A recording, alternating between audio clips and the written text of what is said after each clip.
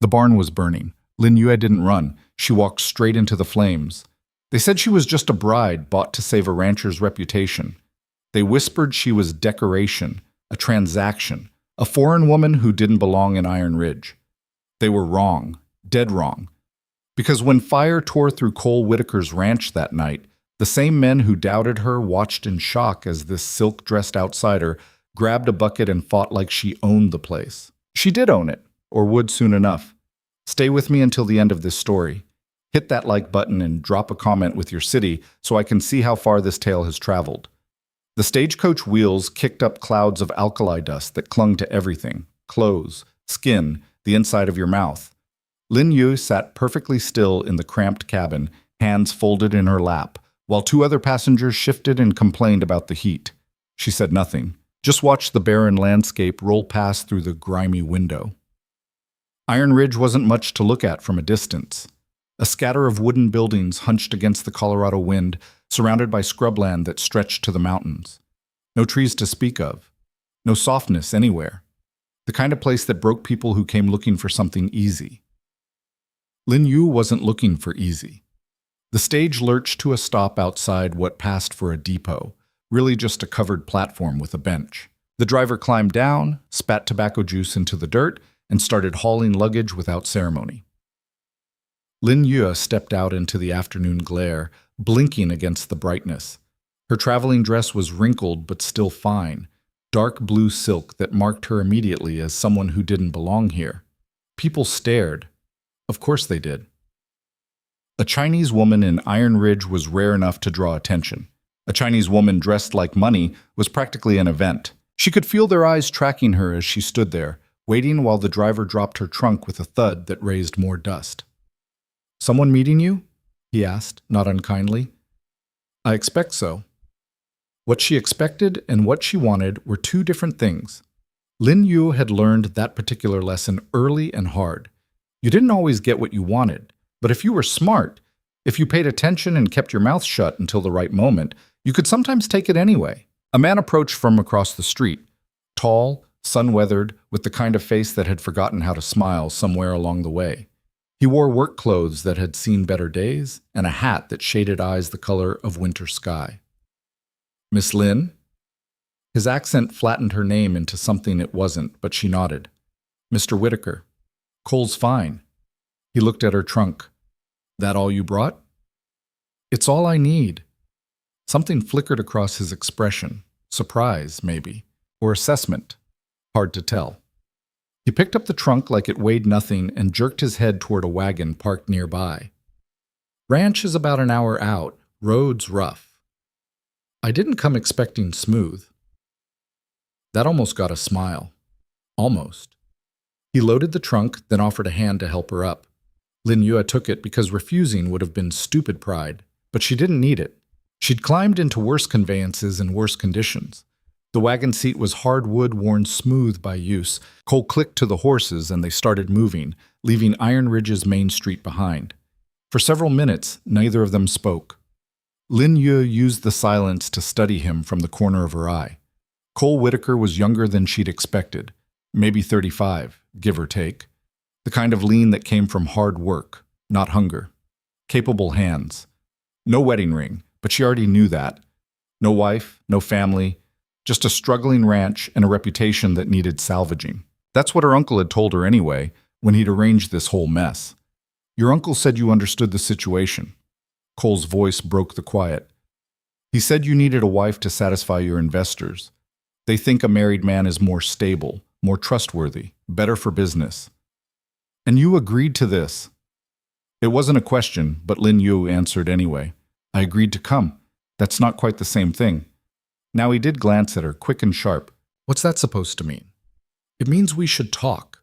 Before anything is decided. Talk." He said it like the word tasted strange. "About what?" "Terms." Cole's hands tightened on the reins. "Your uncle and I already worked out terms. Financial arrangements, living situation, all of it. You worked out terms with my uncle, not with me." The wagon hit a rut and Lin Yue grabbed the seat to steady herself. When she looked up, Cole was watching her with something between confusion and irritation. You saying you want to back out? I'm saying if we're going to do this, we do it right. Partnership, not property. Partnership. He tested the word. You know anything about ranching? I know about business, and from what I understand, that's what you actually need. The muscle in his jaw worked. They rode in silence for another few minutes while he chewed on that. Finally, what exactly are you proposing? I'll marry you. Give your investors their stability, their respectability, whatever it is they think a wife provides. In exchange, you give me access to the ranch accounts, the contracts, the operations. Real access. Not just, she waved a hand, household management. You want to run my ranch. I want to help you save it. There's a difference. Cole pulled the horses to a stop. The sudden stillness made the wind sound louder, whistling through the scrub grass. He turned to face her fully, and Lin Yue met his stare without flinching. You don't know anything about me, he said, or this place, or how things work here. I know your ranch is failing. I know you're hemorrhaging money on bad contracts and worse management. I know your investors are getting nervous, and that's why you agreed to this arrangement in the first place. And I know, she leaned forward slightly, that you wouldn't be sitting here if you had better options. His eyes narrowed. Your uncle tell you all that? My uncle told me you needed help. The rest I figured out from context. It's not complicated mathematics. For a long moment, Cole just looked at her. Really looked, like he was seeing her for the first time. Then he shook his head, something between disbelief and reluctant admiration crossing his face. You got nerve, I'll give you that. Nerve won't fix your problem, but I might. He clicked to the horses and they started moving again. We'll see. Not a yes, but not a no either. Lin Yue settled back against the hard seat and watched the landscape change as they climbed into rougher country. The ranch, when it finally came into view, was bigger than she'd expected, but more run down. The main house needed paint, fences sagged, equipment sat rusting in the yard. But the land itself, that had potential. She could see it in the way the valley opened up, the creek cutting through, the slopes rising toward timber country. With the railroad coming through, with proper water rights, with smart contracts, Cole pulled up in front of the house. Bunkhouse is over there. Main barn's behind. Ranch office is in the house, though there's not much to see. Books are a mess. I'd like to see them anyway. He gave her that look again. Stepped down from the wagon, then came around to offer assistance. This time Lin Yue accepted it, more because her legs were stiff from travel than from any need for help. A man emerged from the barn, older, bow-legged, with a face like weathered leather. He stopped dead when he saw Lin Yue, his expression shifting through several variations of surprise. Tom, this is Miss Lin. Cole's voice was carefully neutral. She'll be staying. Tom touched his hat brim but didn't say anything, just stared.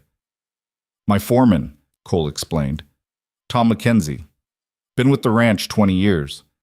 Pleased to meet you, Lin Yue, Lin Yue said, though Tom's face suggested the feeling wasn't mutual. Ma'am. The word came out grudging. He looked at Cole. Boss, we got problems with the north fence again. Cattle getting through. I'll look at it after. I can handle the fence, Lin Yue interrupted. Both men turned to stare at her. What? I can't examine the books if they're not in order anyway. Show me the fence first. I want to see the property. Tom's mouth actually fell open. Cole's expression was harder to read. You want to look at fence line. His tone was flat. I want to understand what I'm dealing with, all of it. That includes the physical operation, not just the ledgers. It's a 30-minute ride, rough country. Then we should go now, while there's still good light. Cole studied her for a long moment, then shrugged. Your funeral. Tom, saddle up 2 horses. Boss set, Tom started. Just do it. While Tom stalked off toward the barn, muttering under his breath, Cole turned to Lin Yue. You know how to ride? Well enough. That was stretching it. She'd ridden perhaps a dozen times in her life, none recently. But Lin Yue had learned long ago that admitting limitations before you had to was just giving people ammunition. Better to try and fail than never try at all. Tom brought out 2 horses, a big roan for Cole and a smaller bay mare for her. Lin Yue approached the mare carefully, running a hand along her neck. The horse snorted but didn't pull away. Her name's Honey, Tom said. She's gentle. Mostly. Mostly. Great. Mounting was awkward, but Lin Yue managed it without falling off, which felt like a small victory. The saddle was Western style, bigger and more secure than the English saddles she'd used before. She settled into it, finding the stirrups, trying to look like she knew what she was doing. Cole swung onto his horse with the easy grace of someone who'd been riding since childhood. Stay close. Trail's got some tricky spots. They rode out, Tom watching from the barn with an expression that clearly said he thought this was a terrible idea. Maybe it was, but Lin Yue hadn't come all this way to sit in a parlor doing needlework while the men made decisions. The fence line ran along the northern boundary of the ranch, where the property butted up against open range. As they rode, Cole pointed out landmarks. A creek that ran year-round, a stand of cottonwoods that marked the old property line, a ridge where cattle sometimes wandered in summer. Lin Yue listened, storing information. The ranch was bigger than she'd realized, several thousand acres of mixed terrain, valuable land, or it would be once the railroad came through, if Cole could hold on to it that long. The damaged fence was obvious when they reached it, a section maybe 20 feet long where the wire had been cut clean. Not broken by cattle or weather, cut, deliberately. Cole dismounted and walked along the fence, examining it. His jaw was tight. This is the third time in 2 months, he said. Always the same section. Who owns the land on the other side? That's open range. Technically public, but he paused. Victor Kane runs cattle through here. Big operation, lots of influence. You think he's behind this? Can't prove it. Cole straightened, looking out across the emptiness. But yeah, I think so. Why would he cut your fence? Same reason he's been buying up every small ranch that goes under. Same reason he's squeezing suppliers, controlling water rights, making it harder for independents to survive. He wants all of it, the whole valley. Lin Yue walked along the fence, her boots crunching on the dry earth. And you're in his way. Something like that. She turned to face him. How bad is it? Financially. Cole looked at her for a long moment, clearly weighing how much to say. Finally, bad. I've got maybe 3 months before the bank calls the note. Investors are getting nervous. That's why they wanted the marriage thing. Stability. But that won't matter if I can't make the operation profitable. Show me the books. Tonight, all of them. They're a mess. I'm better with cattle than numbers. Then it's a good thing I'm better with numbers than cattle. Lin Yue walked back to her horse. Mounting was harder this time. Her legs were already sore, but she managed. We should fix this fence. I'll send Tom out tomorrow. No, we fix it now. You want to string fence wire in a dress. I want to understand exactly what we're dealing with. That includes knowing how to fix what breaks. She looked at him steadily. Unless you think I can't do it. That got to him. She could see it in the way his expression shifted. Cole Whitaker might be desperate enough to marry a stranger, but he wasn't the kind of man who backed down from a challenge, even an implied one. Fine. Tools are in the saddlebag. He taught her how to work the fence stretcher, how to twist new wire to the posts, how to test the tension. It was hard, unglameful work. The wire bit through her gloves, sweat stung her eyes. Her dress snagged on a post and tore. But when they finished, the fence was solid. Cole tested it one more time, then nodded. That'll hold. Lin Yue's hands were shaking slightly from the effort, but she kept her voice steady. Good. They rode back as the sun started dropping toward the mountains, painting the sky in shades of copper and gold. Lin Yue's whole body ached. She was pretty sure she'd have blisters tomorrow, but she'd also learned more in 2 hours than she would have in a week of polite conversation. At the ranch, Cole helped her down from the horse. Her legs nearly buckled and he caught her elbow, steadying her. You all right? Fine, just stiff. He didn't call her on the lie. Tom's wife Sarah does the cooking. She'll have dinner ready soon. You should rest first. I want to see those books. Miss Lin, if we're getting married, you should probably call me by my name. It's Yue. Something shifted in his expression. Yue, you just rode 5 hours in a stagecoach and another hour on horseback. You helped string fence wire in 100-degree heat. You need to rest. What I need is to understand the scope of the problem before I can start fixing it. She pulled her arm free gently. The books, Mr. Whitaker. Cole. Cole. The books. Please. He held her gaze for a moment, then shook his head, almost smiling. You're not what I expected. I get that a lot. The ranch office was a small room off the main house, cluttered with papers and smelling of dust and tobacco. Cole cleared off a chair and gestured to the desk where several ledgers sat in precarious stacks. Like I said, it's a mess. Previous accountant quit last year, and I've been doing my best, but he shrugged. Numbers aren't my strength. Lin Yue pulled the top ledger toward her and opened it. The handwriting was barely legible, entries made haphazardly with no clear organization. She flipped through several pages, her heart sinking. This wasn't just a mess. This was a disaster. When was the last time these were properly audited? Probably 2 years ago, maybe 3? She looked up sharply. You've been operating for 3 years without knowing your actual financial position? I know we're losing money, but you don't know where, or how much, or whether it's operational losses, or... She stopped, staring at an entry. This supplier charge, for feed. Does this amount seem right to you? Cole leaned over her shoulder to look. I guess? I don't really... It's nearly double what it should be. Unless feed prices in Colorado are drastically different, then... She flipped back several pages, then forward again. And they're billing you twice in the same month. Different invoice numbers, but the same amount, same supplier. His face went hard. Son of a bitch. Lin Yue kept turning pages, her mind already working through the implications. If the feed supplier was overcharging, who else was? How many other contracts were bleeding the ranch dry while Cole focused on keeping cattle alive and fences mended? I need time with these Pisam, she said. Several hours at least. Maybe all night. It's already getting dark. Then light a lamp. I need to see how deep this goes. Cole was quiet for a moment. Then he struck a match and lit the oil lamp on the desk, adjusting the wick until warm light spread across the papers. I'll have Sarah bring you something to eat. Thank you. He paused at the door. Yue, why are you really doing this? She looked up from the ledger. Doing what? All of it. The fence, the books, this whole... He gestured vaguely. You could have just agreed to the marriage, played house for a few months until the investors were satisfied. Easy money, no real work. Why actually care about fixing the ranch? Lin Yue set down her pen carefully. Because I'm tired of being property. Your investors want you married because they think a wife makes you stable, responsible, like a man can't be those things on his own. And my uncle arranged this because he thinks a husband makes me legitimate, respectable, like a woman needs a man to have value.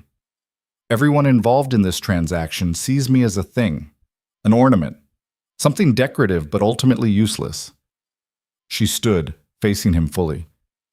So I'm going to prove them all wrong. I'm going to take this failing ranch and turn it into something that actually works. Not because I'm your wife, because I'm better at business than half the men in this territory, and it's time someone noticed. Cole stared at her. In the lamplight, his eyes were shadowed, unreadable. All right then, he said quietly. Fix my ranch. I intend to. He left, closing the door behind him. Lin Yue sat back down and pulled the next ledger toward her. Her hands were still sore from the fence work, her body exhausted from travel. But her mind was sharp, racing through numbers and possibilities. This was what she was good at.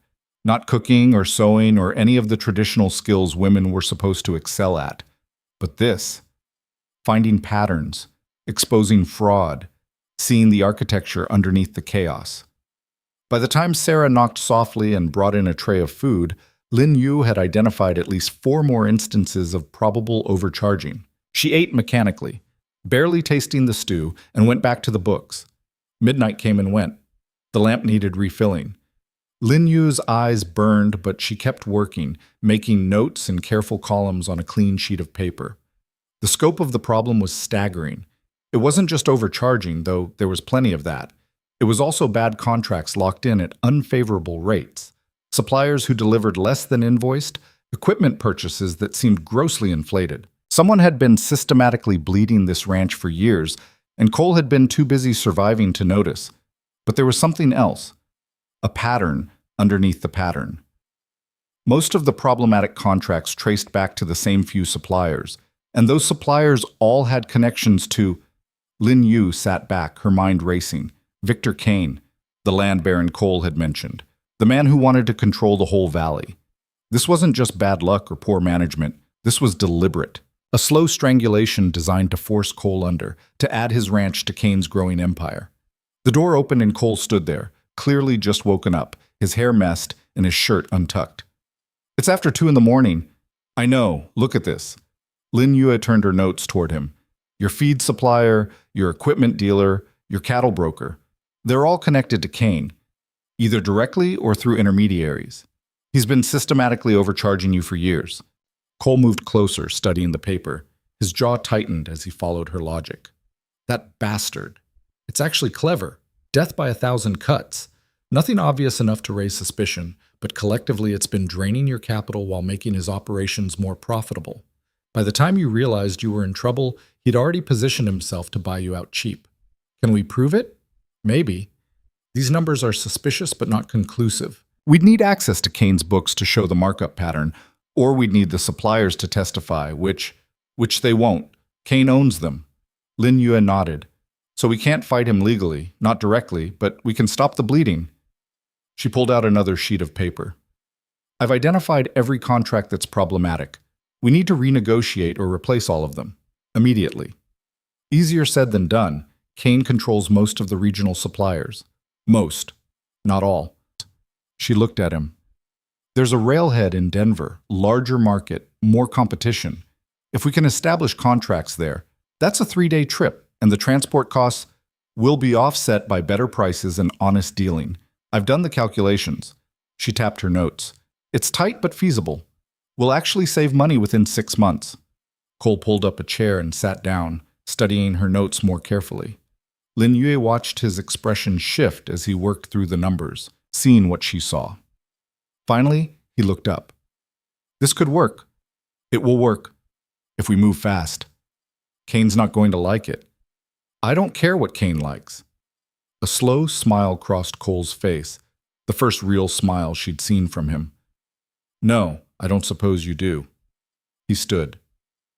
"All right, we do this. But first you need sleep. Both of us do. We'll start fresh in the morning." Lin Yue wanted to argue, but her body was screaming at her to stop. She nodded, standing carefully. Everything hurt. "There's a guest room upstairs," Cole said. Sarah put fresh linens on the bed. "It's not fancy, but I'm sure it's fine." They walked through the dark house together. At the base of the stairs, Cole paused. "Thank you," he said. "For this, for—" He gestured back toward the office. "I didn't think anyone could make sense of that mess. I haven't fixed it yet, just identified the problems. That's further than I got in 3 years." Lin Yue met his eyes. In the darkness, they were just shadows and highlights, but she could feel the weight of his attention, the sincerity. "We'll fix it," she said. "Together. Partners. Partners." He offered his hand and she took it. His palm was calloused, warm, steady. They shook once, formally, sealing the agreement. Then Cole released her hand and stepped back. "Good night, Yue." "Good night." She climbed the stairs, her legs protesting every step. The guest room was simple but clean. A bed, a dresser, a window that looked out over the dark valley. Lin Yue peeled off her ruined dress and collapsed onto the mattress in her chemise. Sleep should have come instantly. But her mind kept racing, running through calculations and possibilities. The ranch could be saved. She was certain of it now. But Kane wouldn't give up easily. He'd been building his empire methodically, and Cole's ranch was a piece he needed. When they started disrupting his plans, well, that's when things would get interesting. Lin Yue smiled in the darkness. Let them come. She'd handled worse. The next morning, she woke to someone pounding on the front door. Voices downstairs, angry and loud. Lin Yue dressed quickly in a simple work dress. She'd brought clothes for actual labor, not just show, and hurried down. Cole stood in the doorway, blocking a man she didn't recognize. Big, well-fed, wearing expensive clothes that looked out of place in a ranch house. Behind him were two others, dressed like hired muscle. "Oh, don't care what excuses you have," the big man was saying. "The payment's 3 weeks overdue, but you'll get your money, Kane." Lin Yue's stomach tightened. So this was Victor Kane. He looked exactly like she'd imagined. Soft from easy living, hard from ruthless business. The kind of man who smiled while crushing you. "Will I?" Kane's voice dripped false concern. "Because I've been hearing troubling things, Cole. Investors getting nervous, operations falling apart. Makes a man wonder if you're still good for your debts." "I said you'll get your money." "When?" "End of the month." Kane laughed. "End of the month. That's what you said last month. And the month before." He leaned in slightly. "You know what I think? I think you're done, and I'm prepared to make you a generous offer for this property. Very generous, considering its current state." "Not interested." "You sure about that? Because the alternative is the bank forecloses. Then you get nothing. At least this way." "Who's this?" Kane had spotted Lin Yue on the stairs. His eyes traveled over her with the kind of assessment that made her skin crawl. Not quite insulting, but not respectful either. Just measuring. "This is my fiancée," Cole said. "Miss Lin Yue." "Fiancée." Kane's smile widened. "Well, that's certainly interesting. Trying to impress the investors with some stability, are we?" Lin Yue descended the rest of the stairs and moved to stand beside Cole. "Mr. Kane, I presume." "Victor Kane, pleasure." He didn't offer his hand. "And are you aware of the financial situation you're marrying into?" "Completely aware." "Really?" His tone suggested he didn't believe her. "Then you know Cole here is drowning in debt, that this ranch is worth less every day, that within a few months, I know that you've been systematically overcharging this ranch for years through shell suppliers and intermediary contracts." Lin Yue's voice was calm, precise. "I know that your scheme relies on Cole being too distracted to audit his books properly, and I know that we're terminating those contracts as of today." The smile vanished from Kane's face. "Excuse me? You heard me? The feed contract, the equipment lease, the cattle brokerage, all of them. We're done with suppliers who can't provide honest service at fair rates." Kane's expression went cold. "You think you can just walk away from signed contracts?" "I think we can renegotiate terms with more competitive suppliers, unless you'd like to explain to a judge why your rates are twice the Denver market average." For a long moment, Kane just stared at her. Then he looked at Cole. "This is your answer? Some Chinese girl who doesn't know the first thing about ranching? Seems to me she knows more about business than most." Cole's voice was level, but Lin Yue could feel the tension radiating off him. "Now, if you'll excuse us, we have work to do." Kane's jaw tightened. "You're making a mistake. Your opinion's noted. I'm not talking about the contracts. I'm talking about making an enemy of me." He stepped back, his men falling in behind him. "This valley has a natural order. People who understand that do well. People who don't—" He looked directly at Lin Yue. "Tend to have unfortunate accidents." Then he was gone, stalking to his horse and riding off with his men trailing behind. Cole closed the door and leaned against it, exhaling hard. "Well, that's done it." "Done what?" "Made him notice you. That's—" He shook his head. "That's dangerous, Yue. Kane doesn't like being challenged, especially not by a woman, by an outsider, by someone who sees through his schemes." Lin Yue crossed her arms. "I don't care what Kane likes. He's been stealing from you for years. That stops now. And when he retaliates, then we deal with it." She met his eyes. "You said you wanted a partner. Partners don't back down the first time someone makes threats." Cole studied her for a long moment. Then, slowly, he smiled. "No, I don't suppose they do." The first contract termination letter went out that afternoon. Lin Yue wrote it herself, her handwriting precise and unyielding, citing clause violations and price discrepancies that would hold up in any court. Cole read it over her shoulder, his jaw working. "They're not going to take this well." "I'm counting on it." She folded the letter, sealed it. The feed supplier will squirm the most. He's been overcharging you 30% for 2 years. How do you know it's been exactly 2 years? Lin Yue tapped the ledger. The price jump started in March 1884. Before that, rates were reasonable. Someone got greedy, or someone gave them permission to get greedy. Cole's hand tightened on the back of her chair. Kane. Almost certainly, she started on the second letter. But proving it and stopping it are two different things. Right now, I just want to stop the bleeding. Tom appeared in the doorway, hat in his hands. He'd been hovering all morning, clearly unsure what to make of the Chinese woman who'd taken over the ranch office and was now writing letters that could start a war. Boss, we got a problem. Cole straightened. What kind of problem? South pasture. Cattle are sick. 3 dead already, maybe a dozen more looking poorly. Lin Yue's pen stopped moving. Cole was already heading for the door, Tom right behind him. She stood, following. Wait, you don't need to... Cole started. If it's affecting the herd, it affects the finances. I'm coming. They rode out in silence, Tom leading the way. The sick cattle were obvious even from a distance, standing separate from the herd, heads down, flanks heaving. 2 were already on the ground, not moving. Cole dismounted and approached carefully. Lin Yue stayed on her horse, watching as he examined the nearest animal. His face went hard. Poison. You sure? Tom asked. Look at the mouth, the foam, the way they're breathing. Cole straightened, scanning the pasture. Someone put something in the water tank. Lin Yue felt her stomach drop. How many cattle drink from that tank? Maybe 60 head. If they all got dosed... Cole's voice was tight. That's 1/3 of the herd. Kane, Tom said. Has to be. Can't prove it. But Cole's expression said he didn't need proof to know. He looked at Lin Yue. Those letters you're writing, hold off sending them. No. Both men turned to stare at her. This is exactly why we need to send them, Lin Yue continued. He's escalating because he knows we're on to him. If we back down now, he wins. We lose the ranch piece by piece until there's nothing left. People are going to get hurt. Cole's voice was low, dangerous. You saw what he just did to my cattle. What do you think he'll do to people who get in his way? Then we make sure we're not in his way. We get ahead of him. How?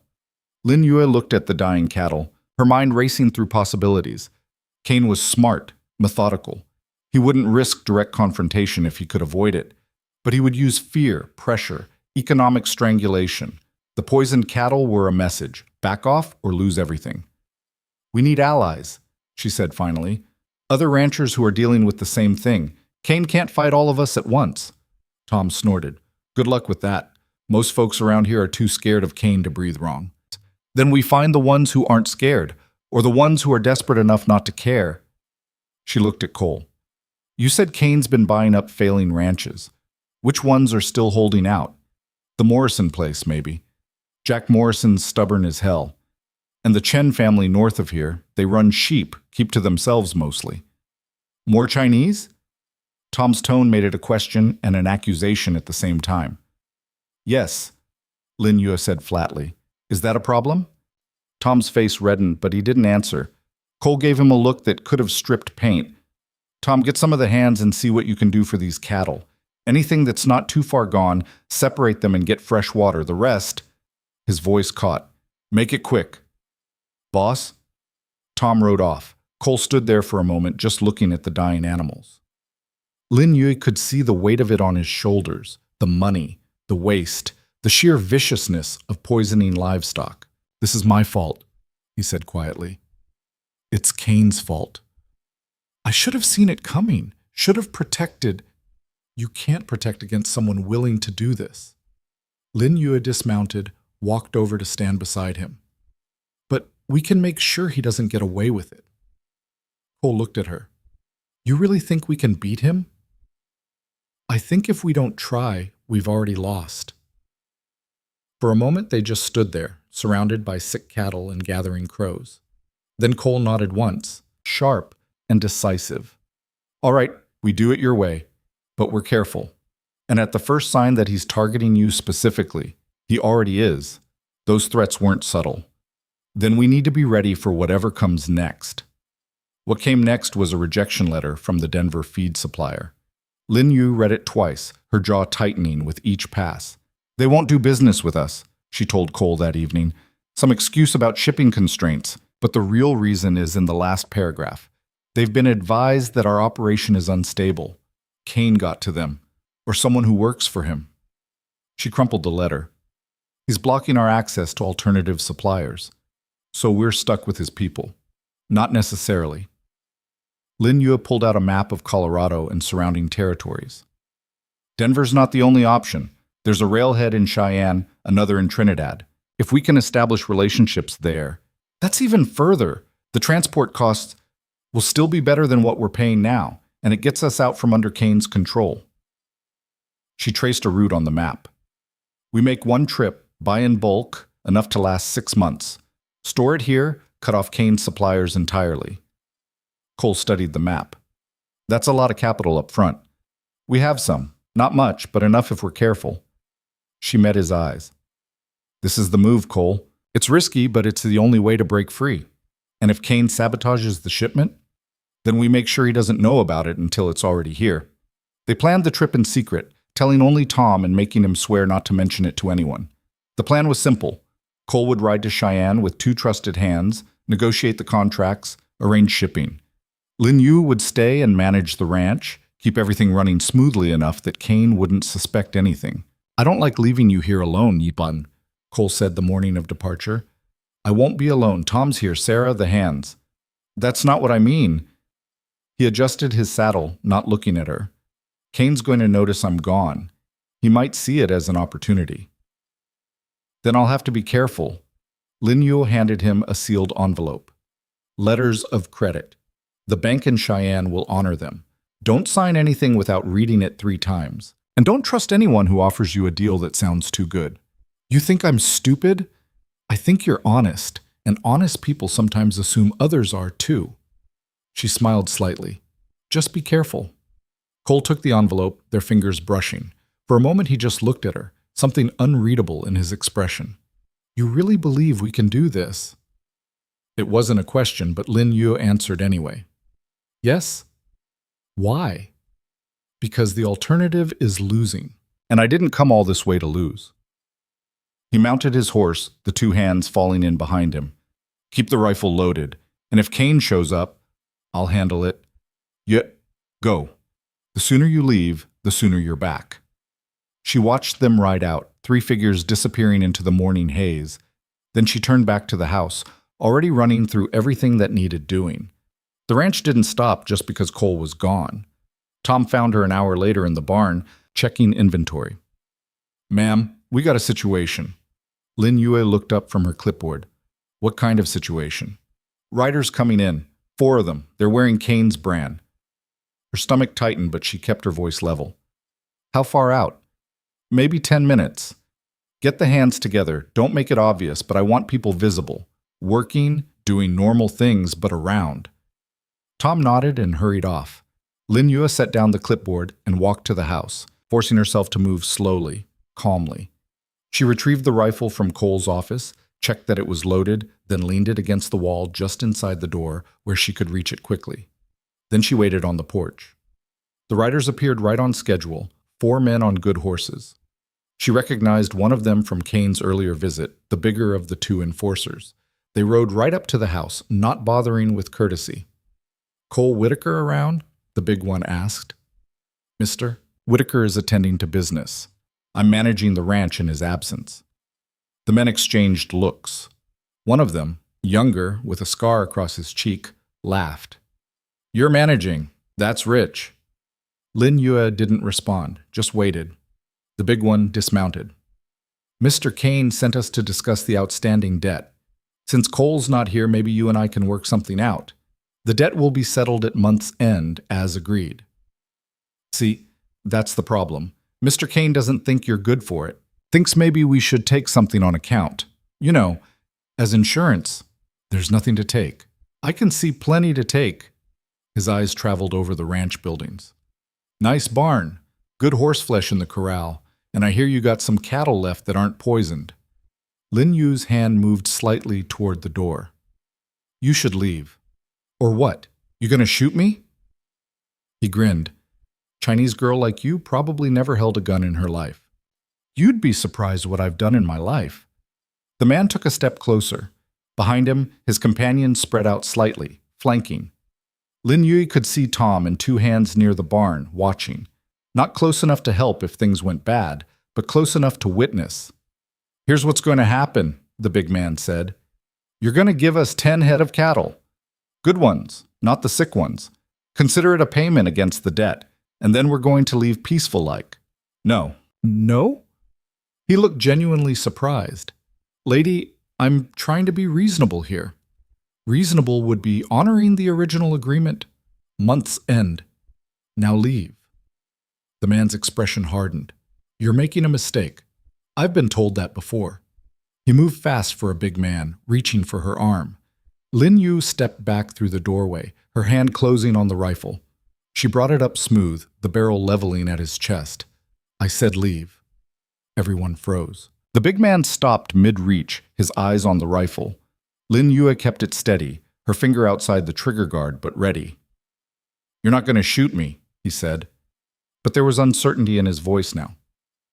I will if you take one more step onto this property without permission. Her voice was calm, almost conversational. And then the sheriff will come investigate, and he'll find 4 armed men trespassing on private land, threatening the owner. Self-defense is a fairly straightforward legal concept, even for a Chinese girl. The man's jaw worked. Behind him, one of his companions shifted nervously. Kane's not going to like this. Kane can take it up with Mr. Whitaker when he returns. Until then, you're trespassing. Leave. Now. For a long, tense moment, nobody moved. Then the big man stepped back, his hands raised in mock surrender. All right, we're going. But you tell Cole that Mr. Kane's patience is running out. Month's end or not, he wants to see some good faith, soon. I'll pass along the message. They mounted up, the big one giving her one last hard look before turning his horse. The 4 of them rode off at a trot, kicking up dust. Lin Yue kept the rifle up until they were out of sight. Then she lowered it, her hands shaking slightly. Tom hurried over, his face pale. Ma'am, you all right? Fine. Her voice came out steadier than she felt. Get someone to ride the property line. Make sure they actually left and aren't circling back. Yes, ma'am. He paused. That was either the bravest or the stupidest thing I've ever seen. Probably both. She leaned the rifle back against the wall, but they needed to know we won't be intimidated. They know now. Question is what they do about it. That night, Lin Yue couldn't sleep. She lay in the dark, listening to every creak and rustle, the rifle propped against the nightstand. Part of her expected Kane's men to come back under cover of darkness. But the night passed quietly, and dawn came with nothing worse than her own exhaustion. She was in the office going over accounts when Sarah knocked softly. Ma'am, there's someone here to see you. More of Kane's men? No, ma'am. It's Jack Morrison, from the ranch east of here. Lin Yue set down her pen. Morrison, one of the holdouts Cole had mentioned. She stood, straightening her dress. Show him in. Jack Morrison was exactly what she'd expected. Weathered, 60-ish, with the kind of face that had forgotten how to trust anything. He came into the office hat in hand, his eyes taking in everything. Miss Lin. Mr. Morrison, please, sit. He sat, the chair creaking under him. For a moment he just looked at her, assessing. Then, heard you had some trouble yesterday, Kane's boys. Word travels fast. It does when you point a rifle at Kane's men. People notice that sort of thing. He leaned forward slightly. Takes guts, or crazy. Haven't decided which yet. Maybe both. That got almost a smile. Yeah, maybe both. He shifted, uncomfortable. Look, I'm going to be straight with you. Kane's been squeezing me for 2 years. Bad contracts, price manipulation, the works. Lost half my herd last winter when my feed supplier suddenly couldn't deliver. Coincidence, they said. I don't believe in coincidences anymore. Neither do I. Cole mentioned you're trying to organize, get other ranchers together, stand up to Kane. That's the idea. It's a good idea. Problem is, most folks are too scared or too broke to risk it. Kane's got this valley by the throat. Lin Yue studied him carefully. But you're here anyway. I'm here because I'm tired of being squeezed, and because… He stopped, choosing his words. My daughter's getting married next spring, wants to take over the ranch with her husband. But there won't be a ranch to take over if Kane keeps bleeding me dry. So yeah, I'm desperate enough to risk it. What do you need? The question seemed to surprise him. What do I need? To make this work. To stand against Kane. What do you need? Morrison sat back, thinking. Fair prices on feed and supplies. Maybe some cooperation on water rights. My creek runs dry every summer. And… He paused. Protection. Kane's not going to take this lying down. When he hits back, he'll hit hard. Then we make sure we're ready when he does. With what? You got an army I don't know about? I've got something better. Information. Lin Yue pulled out a folder she'd been compiling. Everything I've found on Kane's operation. Shell companies, price fixing, contract violations. It's not enough for criminal charges. Not yet. But it's enough to make noise. Enough to make his investors nervous. Morrison flipped through the papers, his expression shifting from skepticism to interest. Where'd you get all this?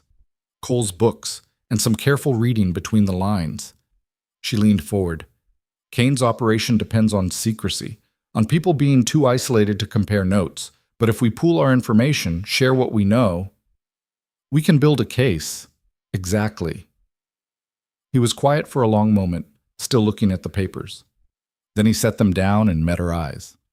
All right, I'm in. What do you need from me? Your records.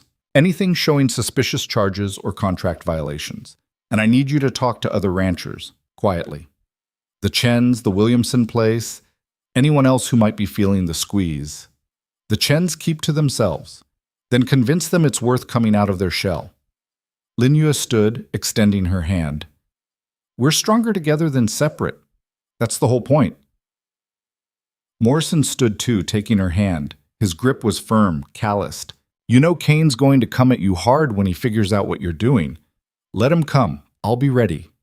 After Morrison left, Lin Yue allowed herself a moment of satisfaction. One ally. It was a start, but she needed more. Needed a coalition strong enough that Kane couldn't pick them off one by one. She spent the rest of the day organizing documents, building files on each of Kane's suspected schemes. The work was painstaking, tracing connections through layers of intermediaries and shell companies. But patterns emerged. Kane's operation was sophisticated, but not perfect. He'd gotten sloppy in places, overconfident. That night she was still working when Tom knocked on the office door. Ma'am, you should see this.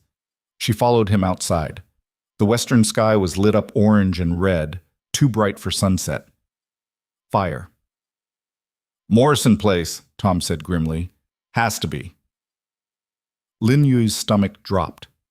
Get the horses, now. They rode hard through the darkness, Lin Yue pushing her mare faster than was safe on rough ground. By the time they reached Morrison's ranch, the barn was fully engulfed, flames reaching into the night sky. People were running everywhere, some fighting the fire, others trying to save livestock from the adjacent corral.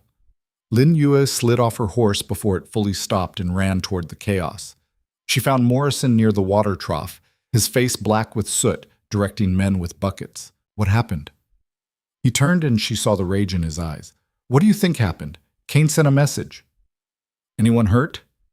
Not yet, but we lost most of the winter hay and 3 horses that were stalled inside. His voice cracked. 3 good horses. Lin Yue looked at the fire, her mind already calculating. This was her fault. Morrison had agreed to help, and within hours Kane had struck back. The speed of it meant Kane had been watching, waiting for any sign of organized resistance. I'm sorry, she said. Sorry doesn't rebuild my barn. But Morrison's anger wasn't directed at her. This is what he does. Anyone who steps out of line gets burned, literally. Then we make sure everyone knows it. We make sure they know Kane is willing to burn people out rather than compete fairly. You think that'll help? People already know what Kane is. They're just too scared to do anything about it. Lin Yue grabbed his arm. Morrison, listen to me. This only works if Kane thinks he's won. If he thinks he scared you back into line. Can you do that? Can you act defeated? He stared at her. What are you planning? Insurance, the kind Kane can't burn down. She looked back at the fire. But I need time, and I need you to make him think he's won this round. And next time he decides to burn something, what then? Next time, we'll be ready. Morrison studied her face for a long moment. Then, slowly, he nodded. All right, I'll play along, but Yue, we can't take many more hits like this. People are going to break. I know. That's why we move faster. She rode back to Cole's ranch in the darkness, her mind racing through possibilities. Kane was escalating faster than she'd expected. The poisoned cattle, the barn fire, he was sending a clear message about the cost of resistance. But he'd also made a mistake. He'd shown his hand too early, revealed how threatened he felt. That meant Lin Yue was on the right track. She just needed to move faster, build the coalition before Kane could destroy it piece by piece. Cole returned 3 days later, the wagon loaded with feed and supplies. His face when he saw Lin Yue waiting on the porch told her he'd heard about the fire. You all right? I'm fine. Morrison's barn is gone, but nobody was killed. He dismounted, his movements tight with anger. I never should have left you here alone. If you'd been here, it wouldn't have changed anything. Kane would have just waited for a different opportunity. She gestured to the wagon. Did you get everything? Most of it. Had to negotiate harder than I expected. Someone put out word we were bad credit risks, but I got enough to last us through winter. He looked at her. What happened while I was gone? All of it. She told him. The confrontation with Kane's men, Morrison's visit, the barn fire. Cole's expression darkened with each detail. He's declaring war. He declared war the day he started bleeding this ranch dry. We're just fighting back now. By getting our neighbors' barns burned down? The accusation stung because it was fair. Lin Yue met his eyes steadily. Morrison knew the risks. He chose to stand with us anyway, and if we back down now, Kane wins everything. Every ranch in this valley becomes his, one way or another. Cole was quiet for a moment. Then he sighed, running a hand through his hair. You're right. I know you're right. It just... He looked toward where Morrison's ranch would be, invisible in the distance. This is going to get people hurt, maybe killed. Then we make sure it doesn't come to that. Lin Yue pulled out the folder she'd been working on. I've been documenting everything, every suspicious contract, every instance of intimidation, every connection to Kane. It's not enough for a criminal case yet, but it's close. And if we can get enough ranchers to coordinate testimony, the law takes time. Kane can do a lot of damage while we're building a case. Then we use other pressure. His investors, his creditors. Kane's empire runs on credit and reputation. If we can damage either one, how? Lin Yue smiled, but there was no warmth in it. By making sure everyone knows exactly what he's been doing. By turning his own tactics against him. But Mom saw him. They spent that evening going over the contracts Cole had negotiated in Cheyenne. The prices were better than Lin Yue had hoped, almost 40% below what they'd been paying Kane's suppliers. Cole had done good work, and she told him so. Helps when you're negotiating with honest people, he said. Nobody tried to cheat me, nobody made threats, just straightforward business. That's what it should be, what it will be once Kane's out of the picture. You really think we can force him out? I think we can make staying more expensive than leaving. And Kane's a businessman. Eventually he'll do the math. Cole looked at her, something shifting in his expression. You know, when your uncle first proposed this arrangement, I thought... He stopped. You thought you were getting a decorative wife who'd smile at investors and stay out of the way. Something like that. He had the grace to look embarrassed. Turns out I was wrong about a lot of things. People usually are. About me, anyway. Why is that? Lin Yue considered the question. Because they see what they expect to see. A Chinese woman, foreign, different. They assume I'm either helpless or exotic or both. They don't expect someone who can read a balance sheet or negotiate a contract or, she gestured vaguely, fight a barn fire. You did that? Small one. Last year in San Francisco. Building next to my uncle's warehouse caught fire. We got it under control before it spread. She smiled at his expression. What? You think I spent my whole life sitting in parlors drinking tea? I'm starting to think I don't know anything about your life. You don't, but we have time for that. The moment stretched between them, something unspoken shifting in the air. Then Cole cleared his throat and stood. I should check on the new supplies, make sure everything's stored properly. I'll help. They worked together in the barn as the sun set, organizing sacks of feed and checking inventory. It was companionable work, easy silence punctuated by occasional conversation. Lin Yue found herself watching Cole when he wasn't looking. The way he moved, efficient and sure. The way he handled the ranch with the kind of care that came from genuine love of the land. This was what he was good at. Not numbers or negotiations, but the physical work of keeping animals alive and land productive. She could respect that, even admire it. What are you thinking about? Cole asked, catching her watching. That we make a good team. You handle the ranch, I handle the business. It works. Yeah. He set down the sack he'd been moving. It does work, better than I expected. Better than a wife who just smiles at investors. Definitely better than that. He moved closer, and Lin Yue was suddenly very aware of how alone they were in the dim barn. Yue, I want you to know, whatever happens with Kane, with all of this, I'm glad you're here. Her heart kicked up, unexpected and unwelcome. This was supposed to be business, a partnership, nothing more. I'm glad too, she said, and meant it. Cole reached out like he might touch her face, then seemed to think better of it. His hand dropped. We should get back to the house. Sarah's probably got dinner ready. Right, dinner. They walked back together through the gathering darkness, and Lin Yue tried to ignore the way her pulse was still racing. This was a complication she didn't need, couldn't afford.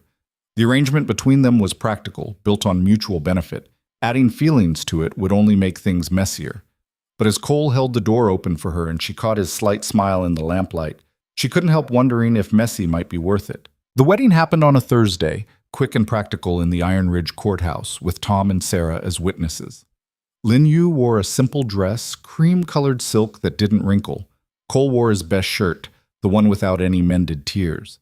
The judge read through the vows in a bored monotone, and they signed the papers with ink that smudged slightly in the humidity. Married, just like that. Well, Cole said afterwards, standing on the courthouse steps. That's done. Yes. Lin Yue folded the marriage certificate carefully. The investors should be satisfied. Should be.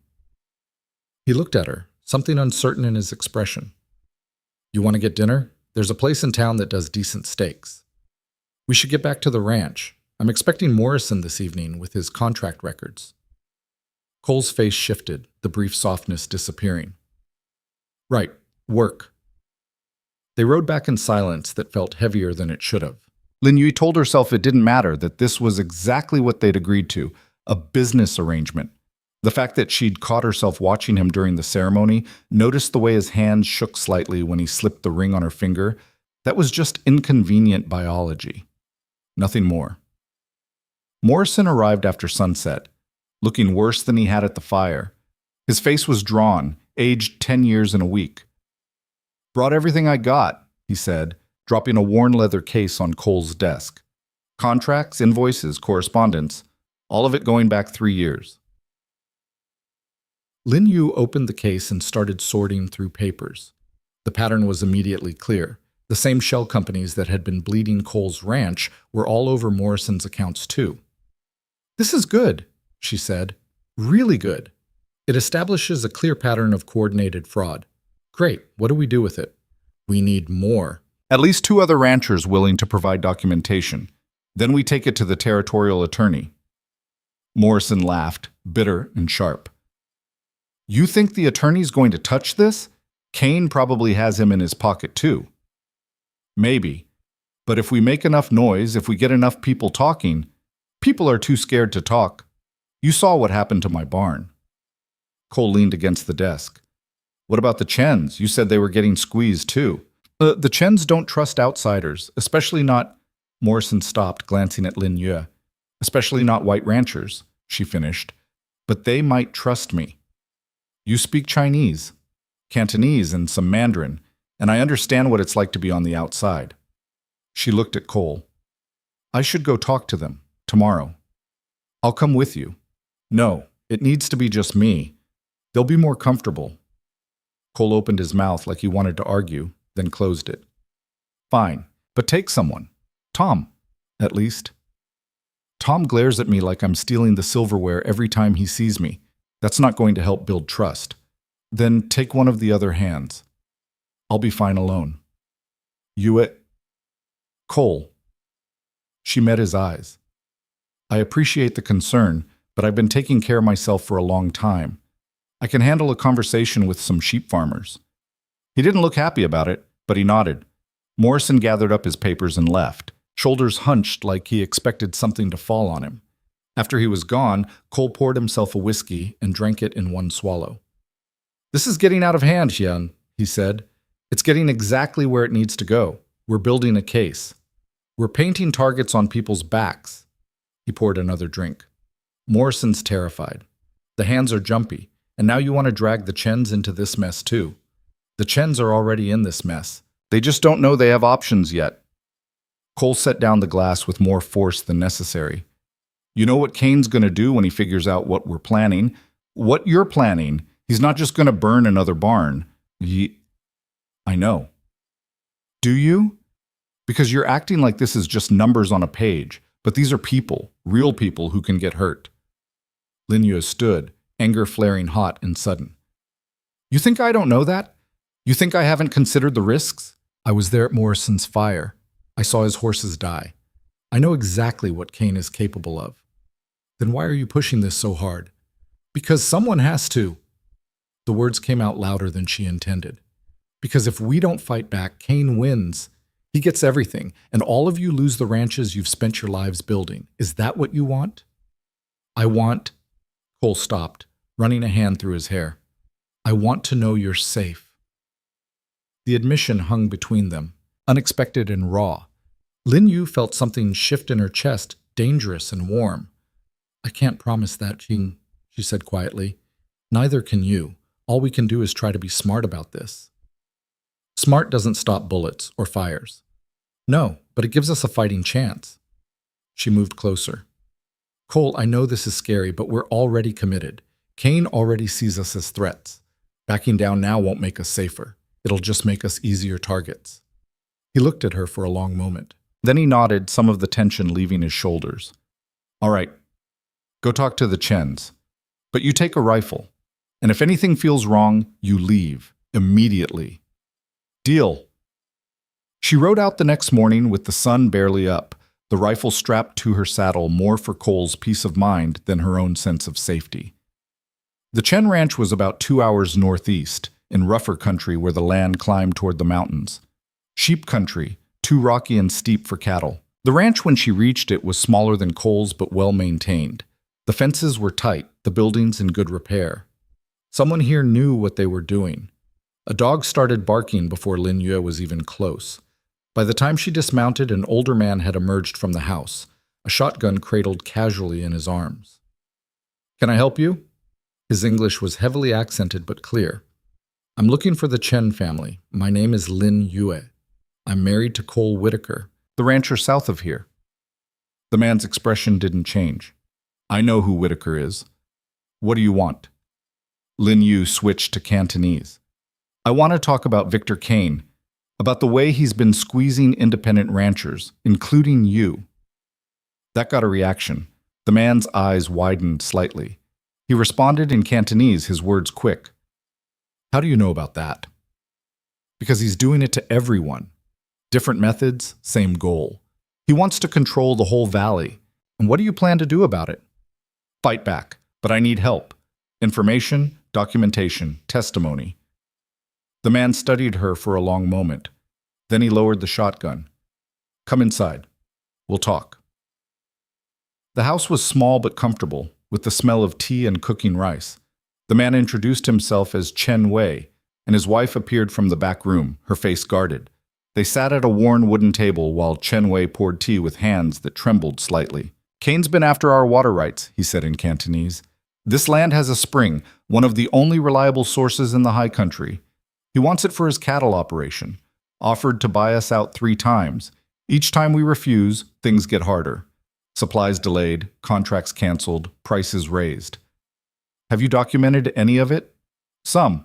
My wife keeps records. He glanced at her. But what good does documentation do? Kane owns the sheriff, probably the judge too. Who's going to listen to us? The territorial attorney might, especially if we have enough evidence from enough people that he can't ignore it. Chen Wei's wife spoke for the first time, her Cantonese sharp and practical. And if the attorney won't help, what then? Then we go public. Newspapers, investors, anyone who'll listen. Kane's operation depends on appearing legitimate.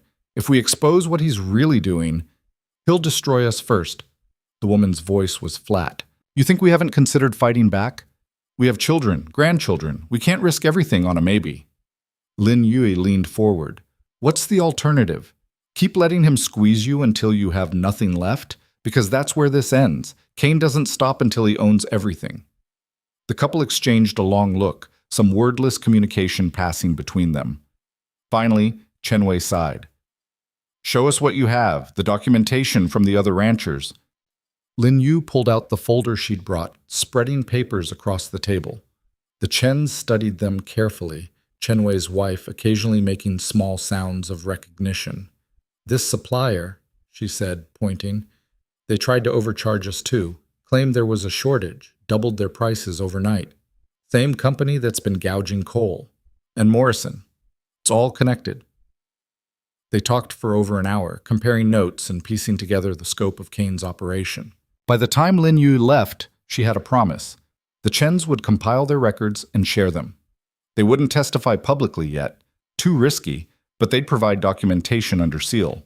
It was more than she'd hoped for. She was halfway back to Cole's ranch, following a narrow trail through a stand of scrub pine when she heard the horses. 2 riders coming up fast from behind.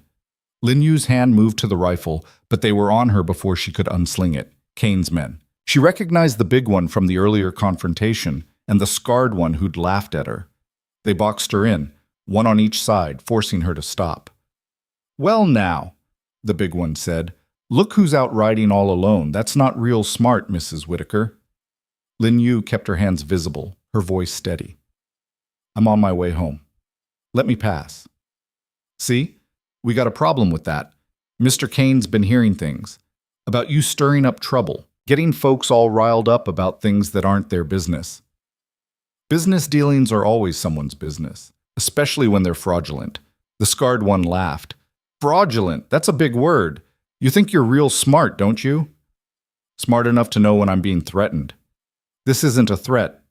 The big one moved his horse closer, crowding her mare. This is friendly advice. You're new here. You don't understand how things work. Mr. Kane runs this valley. People who accept that do fine. People who don't. He shrugged. Well, accidents happen. Like Morrison's barn.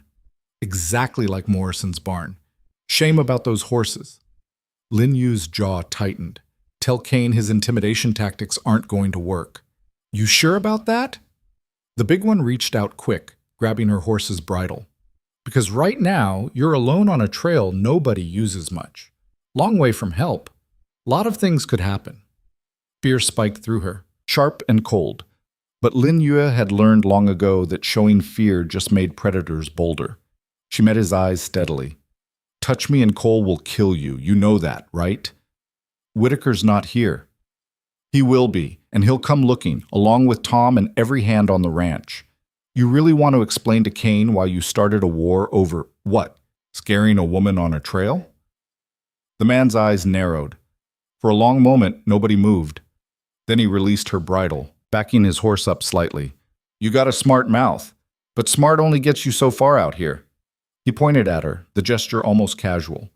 Tell your husband to mind his own business, and you mind yours. Next time we have this conversation, it might not go so polite. They rode off, leaving Lin Yue sitting on her trembling horse in the middle of the trail. She waited until they were completely out of sight before she let herself shake, the adrenaline draining away and leaving her hollow. That had been close. Too close.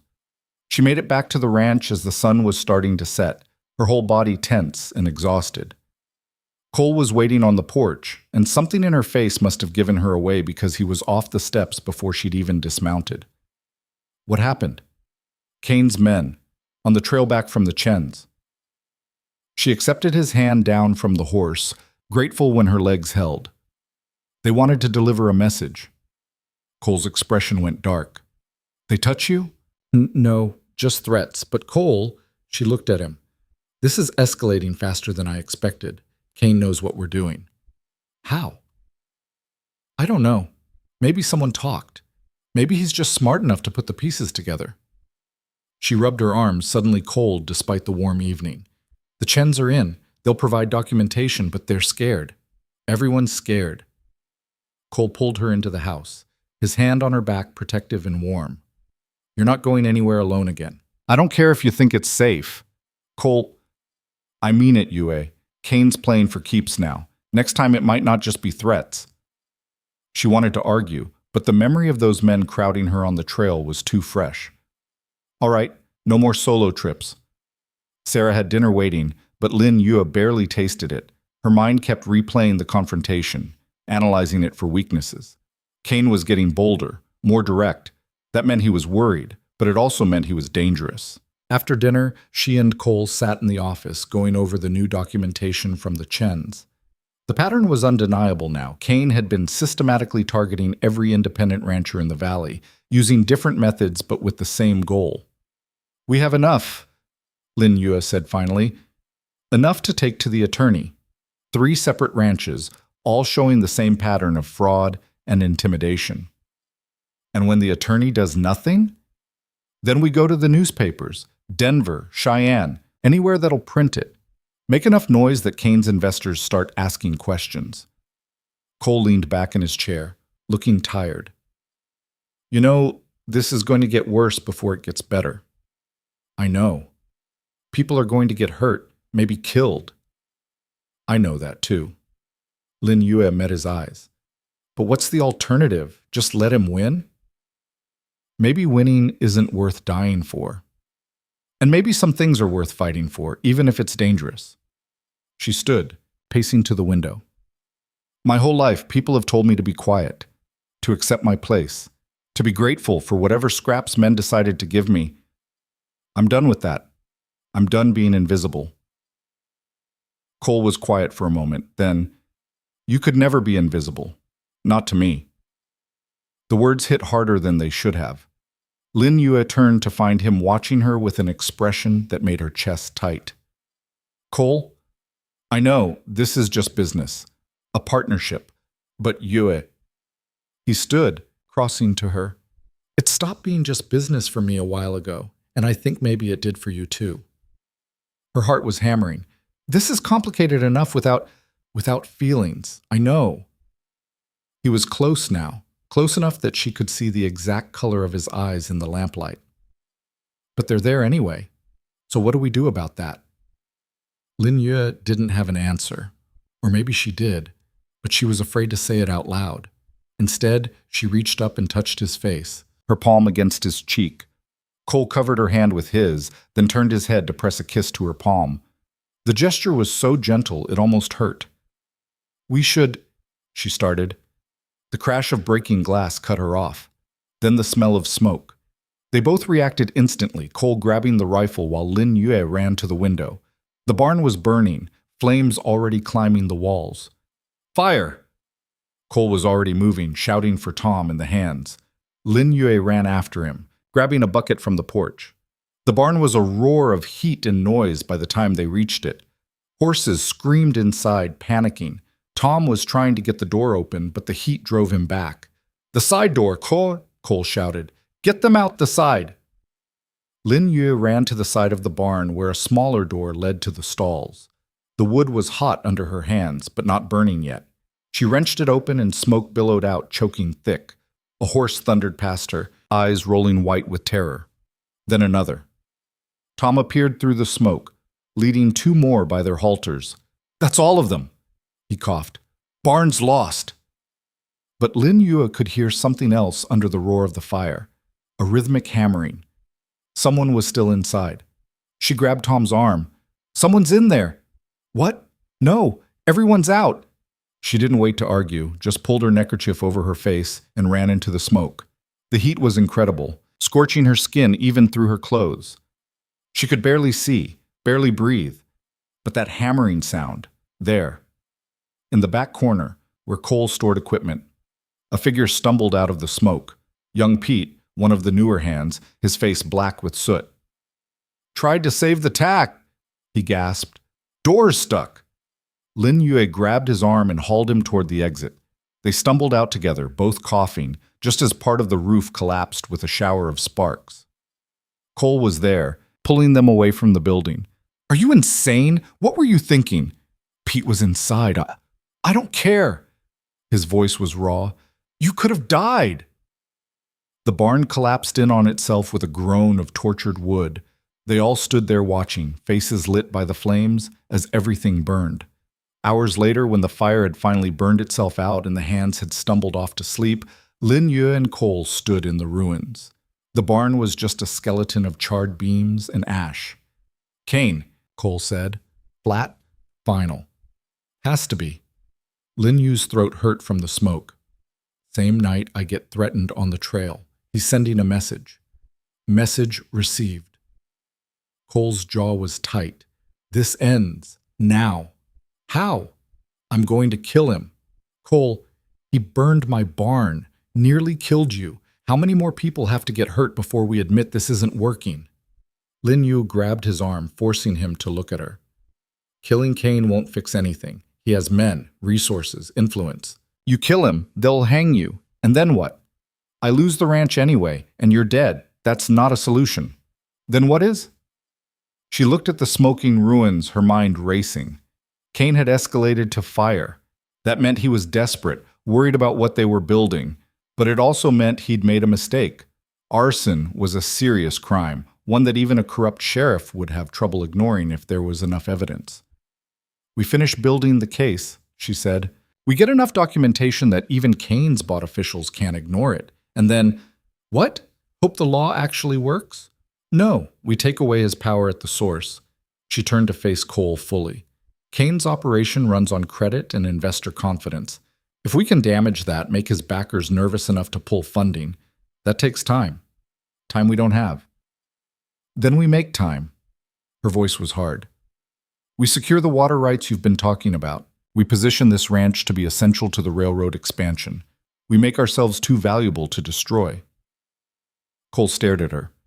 "You want to mortgage everything, bet the whole ranch on the railroad coming through." "Yes. That's insane. That's the only move Kane won't see coming." She gripped his arms. "He expects us to hunker down, to get defensive. Instead, we go on offense. We expand, we invest. We force him to react to us instead of the other way around. And if the railroad doesn't come through here, if we guess wrong, then we lose everything. But we're going to lose everything anyway if we don't do something big." She searched his face. "Do you trust me?" The question hung between them, heavy with implications. Cole looked at the burned barn, then back at her. "Yeah," he said finally. "I trust you." "Then let's go take a very big risk." The next morning, they rode into Iron Ridge together to meet with the land office about water rights. The clerk was a nervous little man who clearly knew exactly who Kane was and what crossing him meant. "Those rights are, well, they're technically available, but there's been some interest from other parties. We're prepared to file immediately," Lin Yue said, placing a stack of cash on the counter. "Today." The clerk's eyes went to the money, then to Cole, then back to the money. "Mr. Kane isn't going to like this. Mr. Kane's preferences aren't relevant to legal water rights transactions." She pushed the money forward. "Are they?" The clerk swallowed hard. Then with shaking hands, he pulled out the necessary forms. They filed for water rights to 3 different creek sections, enough to secure the ranch's future and position them perfectly for when the railroad came through. It cost nearly everything they had left, plus a loan against the property that made Cole's jaw tight with tension. As they left the land office, Lin Yue saw Kane's man, the big one, watching from across the street. He didn't approach, just stared with an expression that promised violence. "He's going to tell Kane," Cole muttered. "Good." Let him. Lin Yue kept walking, her head high. We want Kane to know what we're doing. We want him to see that we're not backing down. You're trying to bait him. I'm trying to force him into a mistake. There's a difference. They made one more stop before leaving town, the telegraph office. Lin Yue sent 3 telegrams, one to a newspaper editor in Denver she'd corresponded with before, one to the territorial attorney's office, and one to the railroad company's regional office. Cole watched her compose the messages, his expression unreadable. You're really doing this. We're really doing this. She handed the forms to the telegraph operator, together. On the ride back, they passed Morrison's place. The old rancher was in his yard, surveying the burned remains of his barn. He looked up as they approached, his face haggard. Heard you filed for water rights, he said. That true? It's true. You're either crazy or the bravest damn people I've ever met. He shook his head. Kane's going to come at you hard now. Let him come. Lin Yue met his eyes. Are you still with us? Morrison looked at his ruined barn, then back at her. Something shifted in his expression, resignation giving way to determination.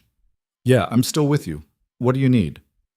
Your testimony, official statement to the territorial attorney about Kane's fraud and intimidation. Will you do it? When? Soon, within the week. I'm arranging a meeting. Morrison was quiet for a long moment. Then he nodded. All right, I'll testify.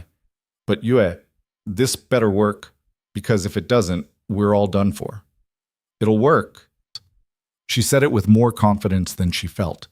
But sometimes confidence was all you had. That and the willingness to risk everything on one big move. As they rode away, Cole glanced at her. You really think this is going to work?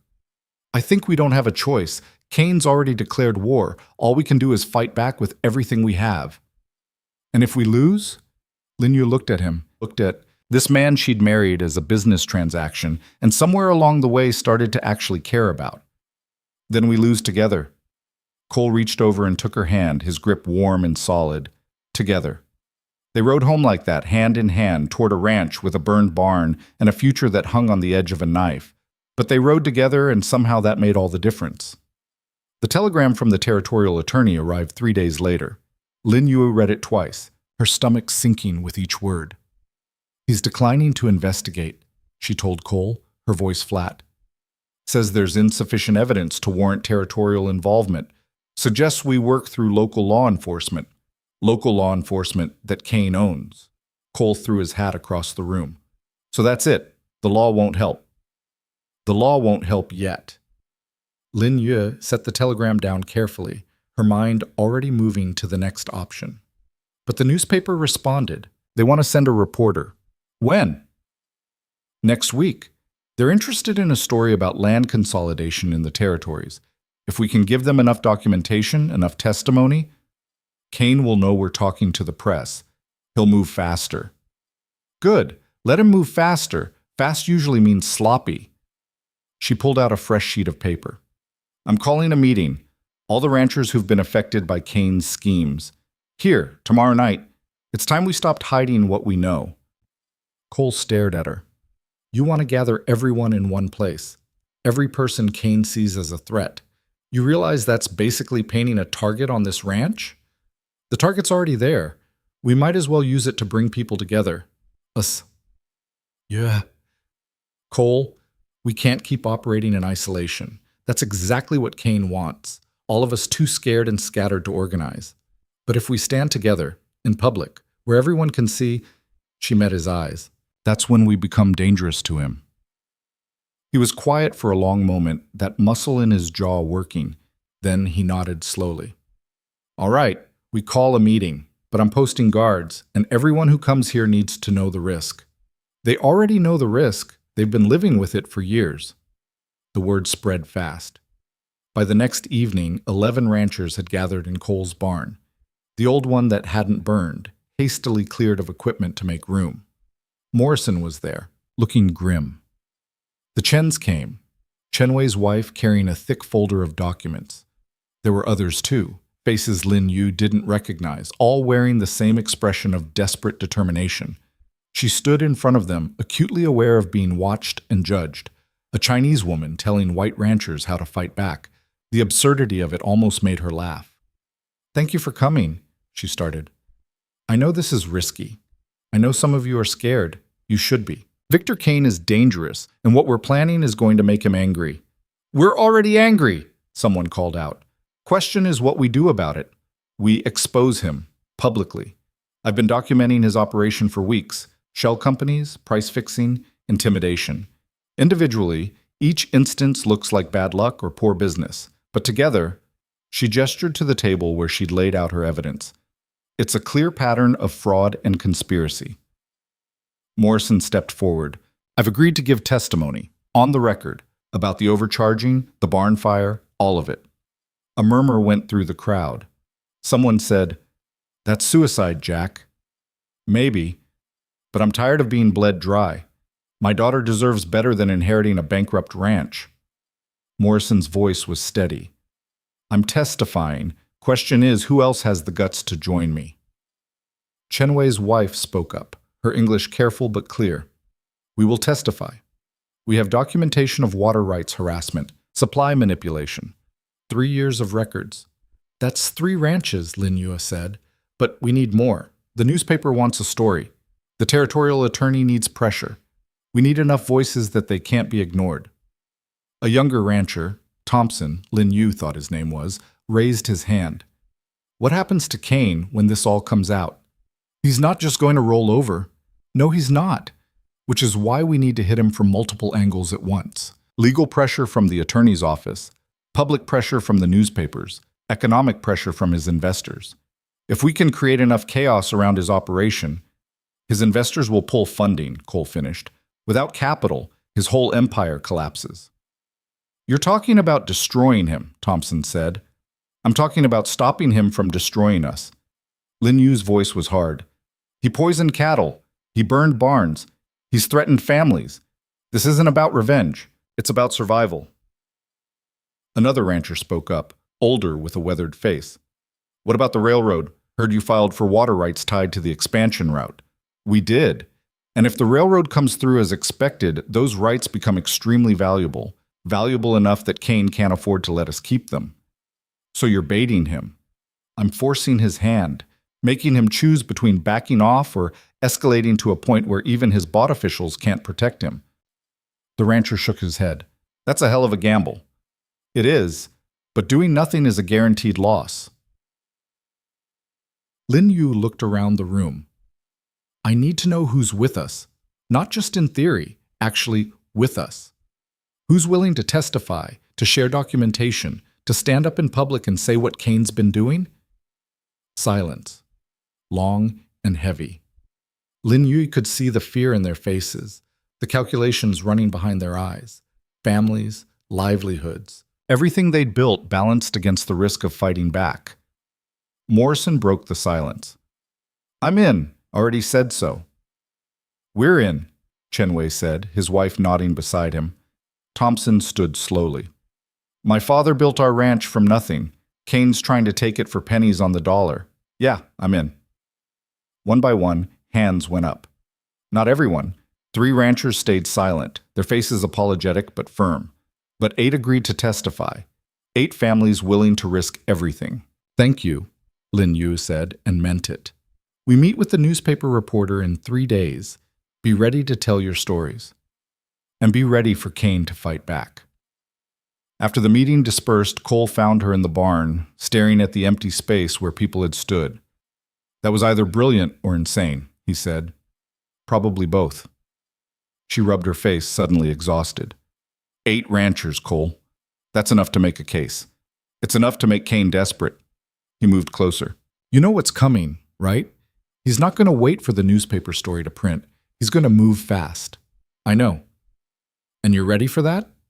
Lin Yue looked at him, this man who'd become so much more than a business arrangement. "No, but I'm doing it anyway." Cole pulled her close, his arms solid and warm around her.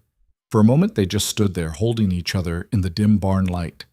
Then he kissed the top of her head. "We should get some sleep. Tomorrow's going to be hell." He was right.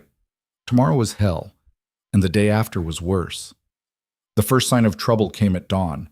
one of the hands running to the house, shouting about the cattle. Lin Yue and Cole rushed out to find half the herd gone, the fence cut clean in 3 places. Rustled, Tom said grimly, examining the tracks. Maybe 40 head. Driven off sometime in the night. Cole's face went white. That's nearly half of what we have left after the poisoning. It's Kane, Lin Yue said, retaliating for the meeting. He knows what we're planning. How? The meeting was last night. How does he already know? She'd been wondering the same thing. Someone must have talked, or Kane had people watching the ranch. Either way, it meant they were compromised. The second blow came that afternoon. The bank manager arrived personally, looking uncomfortable in his city clothes and clean boots. Mr. Whitaker, Mrs. Whitaker, I'm afraid I have some difficult news. The bank is calling your loan. Immediately. Cole went very still. We have 3 months left on that note. There's a clause allowing the bank to accelerate repayment if the property is deemed at risk. And with the recent incidents, the fire, the cattle losses, the board feels the ranch is no longer a secure investment. Kane's on your board, Lin Yue said flatly. The manager had the grace to look embarrassed. Mr. Kane is a valued customer, but this decision was made by the full board. How much time do we have? 30 days to pay in full. Otherwise, the bank will foreclose. He pulled an envelope from his jacket. I'm sorry, truly, but business is business.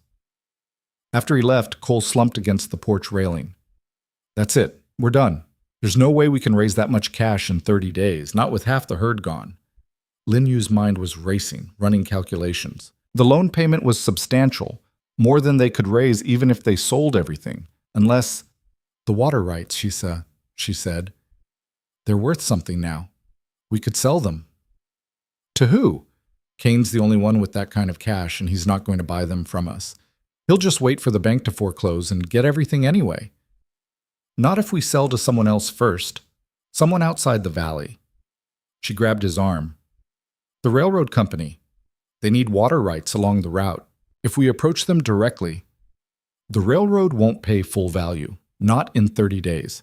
There's not enough time for them to assess, negotiate. Then we make time. Lin Yue was already moving toward the office. I'll telegraph them today. Offer a deal too good to refuse. Below market value, but enough to pay off the loan and keep the ranch. You're talking about giving away rights worth thousands. I'm talking about surviving. She spun to face him. We can't fight Kane if we lose the ranch. This buys us time. Cole stared at her, his expression anguished. This isn't what I wanted. You shouldn't have to sacrifice. We're past what we wanted.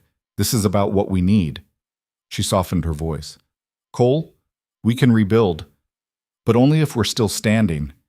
He nodded slowly, defeat and determination warring in his expression. All right, contact the railroad. See if they'll deal. The telegram went out within the hour. Lin Yue offered the water rights at 60% of assessed value, with the condition that the railroad commit within 10 days. It was a brutal negotiation from a position of weakness, and she knew it. But it was the only move left. While they waited for a response, trouble continued to multiply. 2 of the hands quit, spooked by the rustling and the fire. Suppliers started refusing delivery unless payment was made up front. The whole valley seemed to be watching, waiting to see if Cole's ranch would be the next one to fall. The newspaper reporter arrived on schedule, a sharp-eyed woman named Catherine Mills who looked like she'd seen everything twice and wasn't impressed by any of it. So, she said, settling into Cole's office with her notebook, you're telling me a single rancher has been systematically defrauding competitors across an entire valley. That's quite a claim. It's not a claim, it's documented fact. Lin Yue pushed the folder across the desk. Shell companies, price fixing, intimidation, multiple ranchers willing to testify. Mills flipped through the documents, her expression neutral. These are compelling, but Victor Kane is a respected businessman, well-connected, well-funded. You're asking me to print a story that could bury my career if it's wrong. It's not wrong. Can you prove that in court? We're working on it, the territorial attorney declined to investigate. I already checked. Mills set down the folder. Look, Mrs. Whitaker, I believe something shady is happening here, but belief isn't enough. I need ironclad evidence. Witnesses willing to go on record with their full names, documents that can be verified. Can you give me that? Yes, Morrison said from the doorway. He'd arrived for the interview along with the Chens and Thompson. We can give you that. For the next 3 hours, Mills interviewed each rancher separately, taking detailed notes and asking sharp questions that left no room for exaggeration. By the time she finished, she had pages of testimony and a stack of documents photographed for evidence.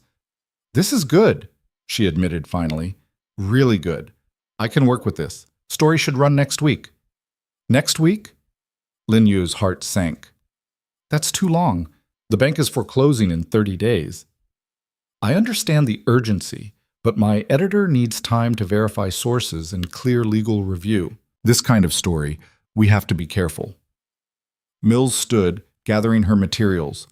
I'll push for earlier publication, but I can't promise anything. After she left, the ranchers gathered in the office, their faces showing the strain of having reopened old wounds through testimony. What do we do now? Thompson asked. Just wait and hope the story breaks in time? No, Lin Yue said. We keep pressure on from other angles. I'm arranging a town meeting for next week, public forum where anyone can voice concerns about land practices in the valley. Morrison frowned. Town meeting? You mean like a confrontation? I mean like transparency. If we're going to accuse Kane of fraud, we do it in front of the whole community. Give him a chance to defend himself publicly. That's insane, Chenwei said. He'll just deny everything. Probably. But denials don't hold up well against documented evidence presented in front of witnesses, and it forces the sheriff to acknowledge the accusations officially. Lin Yue looked around the room. I know it's risky, but hiding isn't working. Kane knows we're organizing anyway. Might as well make it official. Cole had been quiet through most of the discussion. Now he spoke up, his voice tight. You're trying to force Kane into making a mistake in public, where he can't just burn down a barn and walk away. Exactly. What if he doesn't make a mistake? What if he's smart enough to stay calm and discredit us instead? Then we still have the newspaper story coming. And the railroad negotiation. This is just one more pressure point. She met his eyes. We need to hit him from every direction at once, keep him off balance until something breaks. Thompson stood. I'll support the town meeting, but Mrs. Whitaker, Kane's not stupid. He's going to see this coming. I'm counting on it. The response from the railroad came 2 days later. They were interested in the water rights but wanted to send an assessor to verify the claims before committing to purchase. Time frame. 3 weeks. That's cutting it close, Cole said, reading the telegram over Lin Yue's shoulder.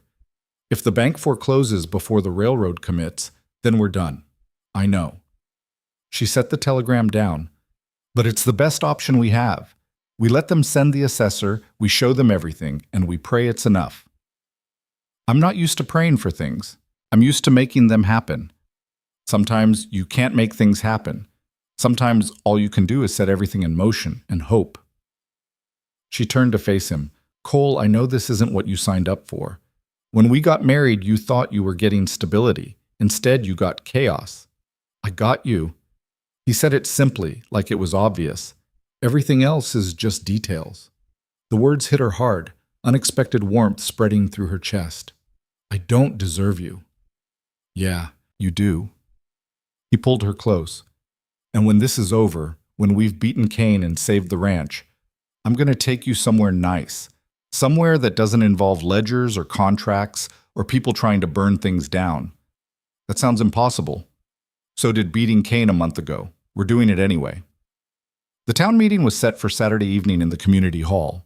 Lin Yue spent the week preparing, organizing evidence, coordinating with the ranchers who'd agreed to testify. The work kept her busy enough that she almost didn't notice the way people in town had started looking at her, some with curiosity, some with hostility, all with a new wariness that said her presence meant trouble.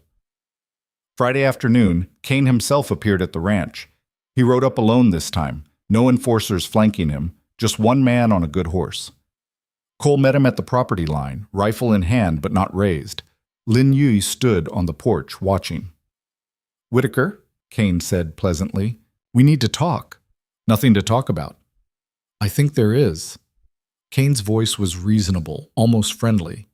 I understand you've been having some financial difficulties.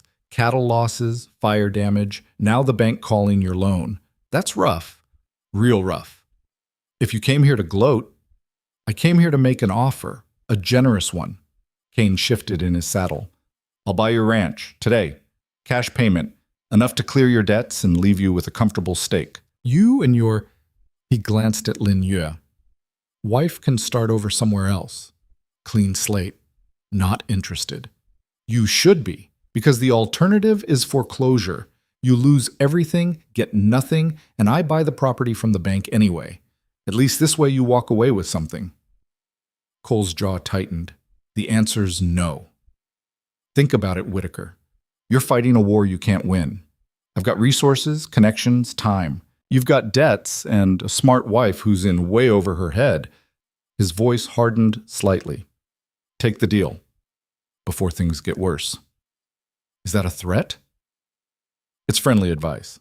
Last offer I'm going to make. Kane gathered his reins. Town meeting tomorrow, I hear. That's a mistake. You're going to embarrass yourself in front of the whole valley, but go ahead. Air your grievances. Won't change anything. He rode off, leaving Cole standing in the dust. He's scared, Lin Yue said when Cole came back to the porch. He didn't sound scared. No, but he wouldn't make an offer if he wasn't worried. That town meeting has him rattled. He knows we're building something he can't control. Or he knows we're desperate and he's trying to pick up the pieces cheap before the bank does it for him. Cole set down the rifle. What if he's right, Yue? What if we're fighting a war we can't win? Then we fight it anyway, because the alternative is giving up, and I didn't come this far to quit now. Saturday arrived too fast and too slow at the same time. By evening, the community hall was packed. Ranchers, townspeople, merchants, everyone who had a stake in the valley's future. Kane sat in the front row, flanked by his lawyer and the bank manager, looking relaxed and confident. Lin Yue stood at the front of the room, very aware that she was about to accuse the most powerful man in the territory of systematic fraud in front of half the valley. The mayor, a nervous man named Peterson, called the meeting to order. We're here to discuss concerns about business practices in the valley. Mrs. Whitaker has requested time to present some, he coughed, allegations. Mrs. Whitaker, the floor is yours. Lin Yue stepped forward, her notes in hand. Thank you. I'm going to be direct. For the past 3 years, Victor Kane has been systematically defrauding independent ranchers through shell companies, price manipulation, and intimidation. I have documentation proving this from 8 separate ranches. The room erupted. Kane's lawyer shot to his feet, shouting about slander. People in the crowd were yelling questions. The mayor banged his gavel uselessly. Lin Yue raised her voice. I have copies of contracts showing identical price increases across multiple suppliers, all owned through intermediaries by Kane. I have testimony about threats, sabotage, and arson, and I'm prepared to present all of it right now in front of everyone here. This is outrageous, Kane's lawyer sputtered. You can't just... I can and I am. Lin Yue looked directly at Kane. You've been hiding behind shell companies and bought officials. But here, now, in front of your neighbors, defend yourself. Explain why your companies charge double the market rate. Explain Morrison's barn. Explain the poisoned cattle. Kane stood slowly, his expression calm. I don't have to explain anything. These are wild accusations from a desperate woman whose ranch is failing. My businesses operate legally and ethically. If Mrs. Whitaker has actual evidence of wrongdoing, she should take it to the authorities. This circus, he gestured around the room, is nothing but theatrics. The authorities you've bribed, the sheriff who won't investigate complaints against you, the bank board you sit on? Lin Yue's voice cut through the noise. You're right about one thing. This is theatrical, because it's the only way to make people see what you've been doing in the shadows. Morrison stood. He burned my barn. 3 horses died. Thompson rose. He forced my supplier to cut me off unless I sold my land. Chenwei's wife stood, her English clear and strong. He tried to steal our water rights, threatened our grandchildren. One by one, the ranchers stood and spoke, their voices overlapping, building into a chorus of accusation. The crowd shifted, murmurs spreading, people looking at Kane with new suspicion. Kane's composure finally cracked.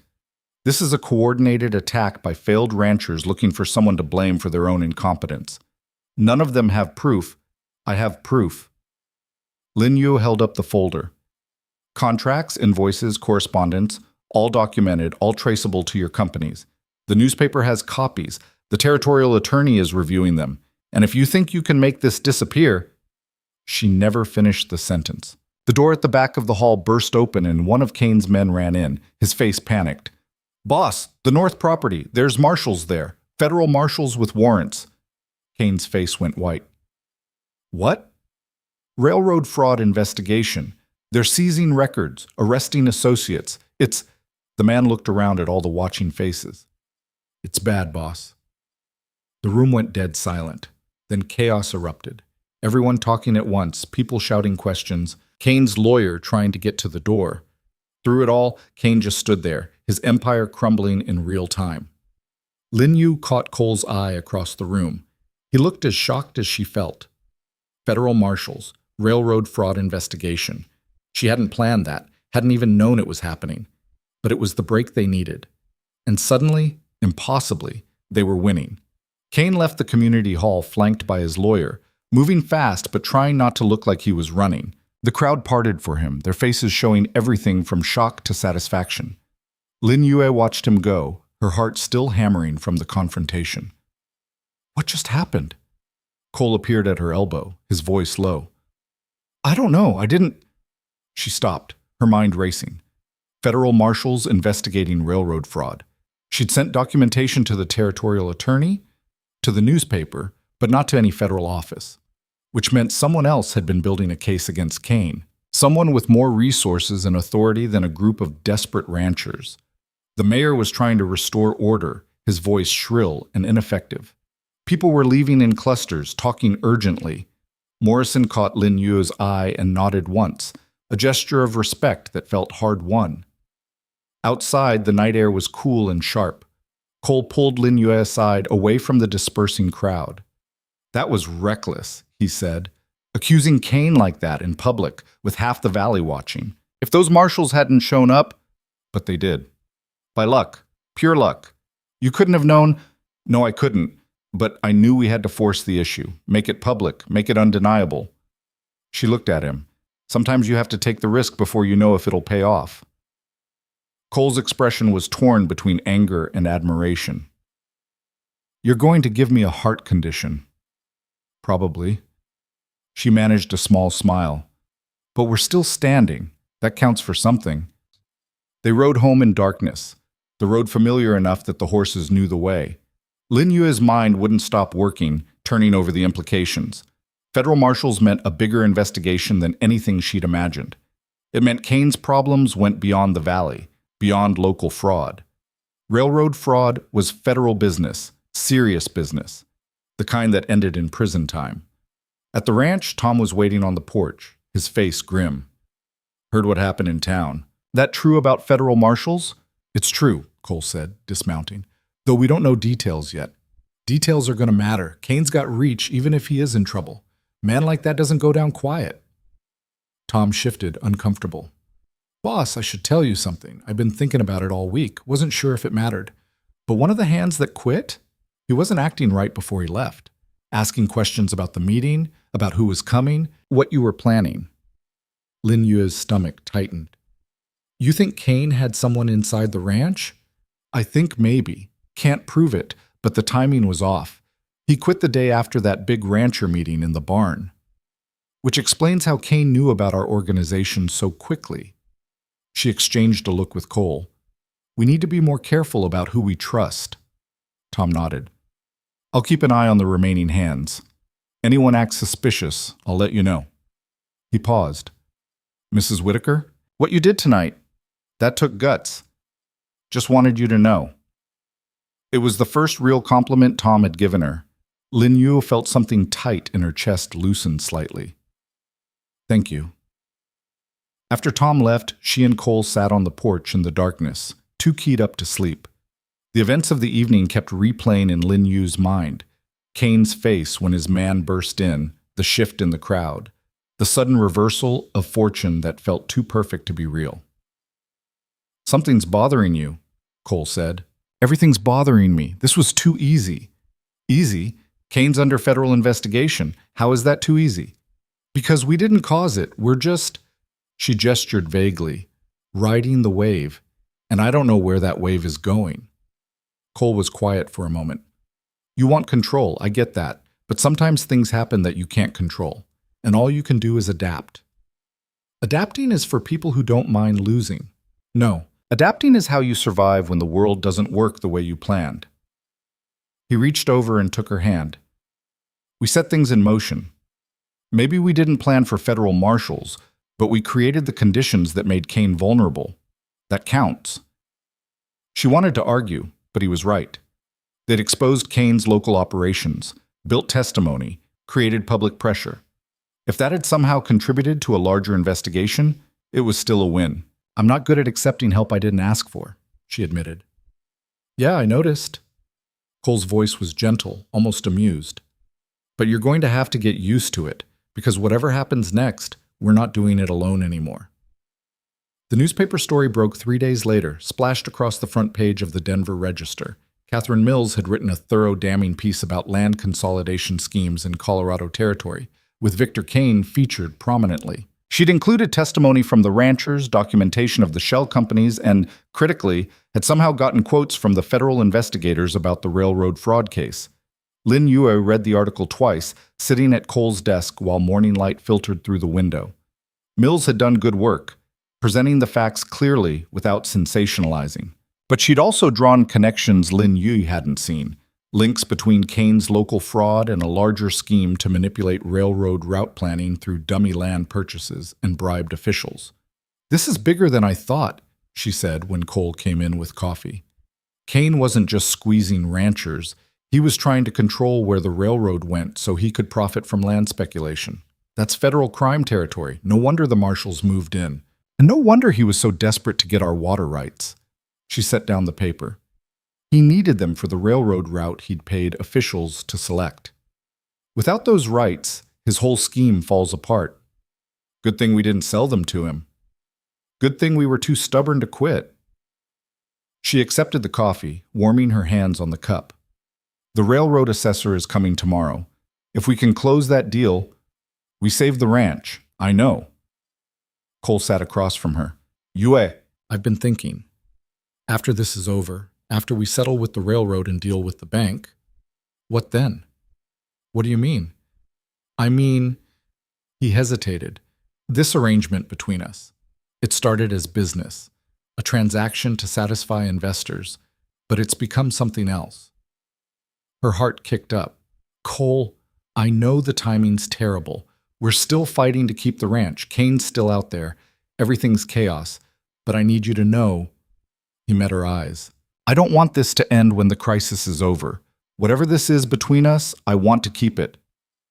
Lin Yue set down her coffee carefully, buying time to think. She'd been avoiding this conversation, avoiding the feelings that had been building since that first day when she'd walked into his office and proposed a partnership. It was easier to focus on business, on survival, than to admit she'd started caring about this quiet rancher who'd given her a chance when he could have just demanded a decorative wife.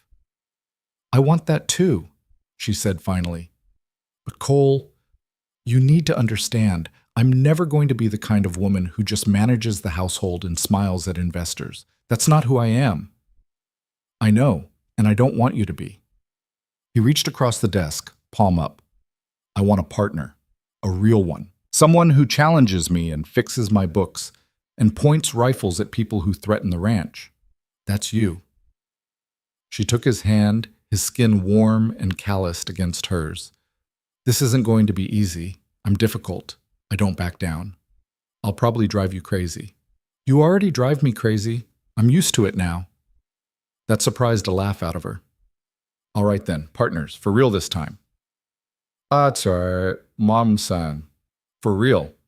The railroad assessor was a precise little man named Hendricks, who spent an entire day surveying the property, testing water flow, examining maps. Lin Yue and Cole followed him around, answering questions and trying not to look as desperate as they felt. The water rights are solid, Hendricks said finally, rolling up his survey maps. Flow rate is excellent. Positioning is exactly what we need for the depot. I'll recommend purchase at the offered price. Lin Yue's knees nearly buckled with relief. How long before the company commits? 2 weeks for processing and approval. Maybe less if I push it through as urgent. He glanced at them. I heard about the trouble with Mr. Kane, the federal investigation. For what it's worth, the railroad is eager to work with honest partners. We've had enough of bribes and manipulation. After he left, Cole pulled Lin Yue into a hug that lifted her off her feet. We did it, he said against her hair. We actually did it. We're not done yet. 2 weeks is cutting it close with the bank deadline. Let me have this moment. Just this one moment where we're not calculating odds and planning next moves. He set her down but didn't let go. We won, Yue. Against impossible odds, we won. She allowed herself to feel it, the relief, the triumph, the sheer improbable fact that they'd survived. Yeah, we did. The next 2 weeks were a strange limbo.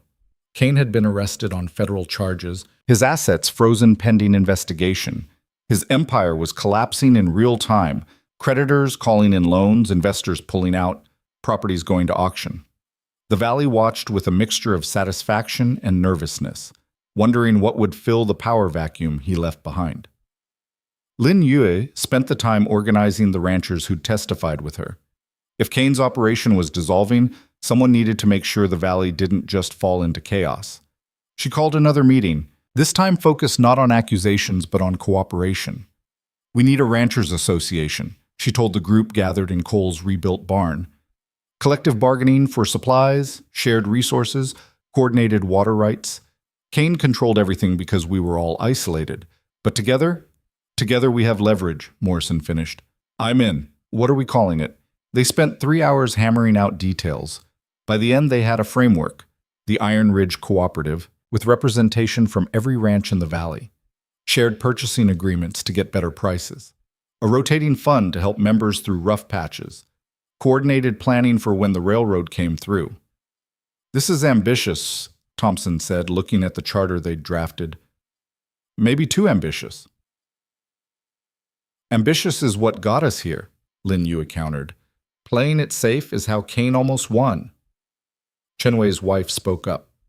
We vote on decisions as a group? Equal voice? Equal voice. One ranch, one vote. Doesn't matter how big your operation is. The woman smiled. Then I vote yes. We join. One by one, they all voted yes. The cooperative was born. The railroad's purchase agreement arrived on day 13, 1 day before the bank's foreclosure deadline. Cole and Lin Yue signed it at the bank manager's office, with Morrison and Tom as witnesses. The check was substantial enough to clear the loan with room left over for ranch operations. The bank manager processed the payment with shaking hands, clearly aware of how close it had been. Mr. Whitaker, Mrs. Whitaker, I should tell you, the board is reconsidering its relationship with certain parties, given recent developments. You mean now that Kane's in federal custody, you're pretending you weren't part of his scheme, Lin Yue said flatly. The manager flushed. The board acted on information available at the time. The board acted on Kane's influence. Don't pretend otherwise. She signed the final document with more force than necessary. But we're paid in full now, so the ranch is secure. That's all that matters. Outside, Cole exhaled long and slow. That's really it. We're clear. We're clear. Lin Yue looked at the bank building, then at the town spreading out around them. Iron Ridge looked different now, less threatening, more like a place that could actually be home. What do you want to do first? First? Cole pulled her close, right there on the main street where everyone could see. First, I want to kiss my wife. Then we go home and figure out what comes next. He kissed her thoroughly, and Lin Yue kissed him back, not caring about the scandalized looks from passing townspeople. Let them stare. She'd earned this moment. 6 months later, Lin Yue stood on the porch of the rebuilt barn, watching the railroad depot take shape in the distance. The construction had started in early spring, and now in late summer the building was almost complete. The valley had transformed around it. New businesses, new families, a sense of possibility that hadn't existed before. The cooperative was thriving, Collective purchasing had cut costs by 30% across the board. The shared resource fund had already helped 2 ranches survive drought and disease. And the coordinated planning meant that when the railroad started hiring for depot operations, valley ranches were first in line to supply cattle, timber, and goods. Morrison's daughter had married in June, and the wedding had doubled as a celebration of the barn he'd finally rebuilt. The Chens had expanded their sheep operation and were talking about bringing over family from China to help run it. Thompson had paid off his debts and was building a new house. And Cole's ranch, their ranch, Lin Yue corrected herself, was profitable for the first time in 3 years. The cattle herd was growing, the fences were solid, the accounts balanced. They'd even hired back workers, including one of the hands who'd quit during the crisis. Admiring your empire? Cole appeared beside her, 2 cups of coffee in hand. Our empire, she corrected, accepting a cup. And it's hardly an empire, just a ranch that works. Just a ranch that works? A cooperative that's changing how business operates in the territory, and a wife who's become more respected than half the men in the valley. He smiled. Yeah, definitely not impressive. Lin Yue rolled her eyes but couldn't help smiling back. Stop it.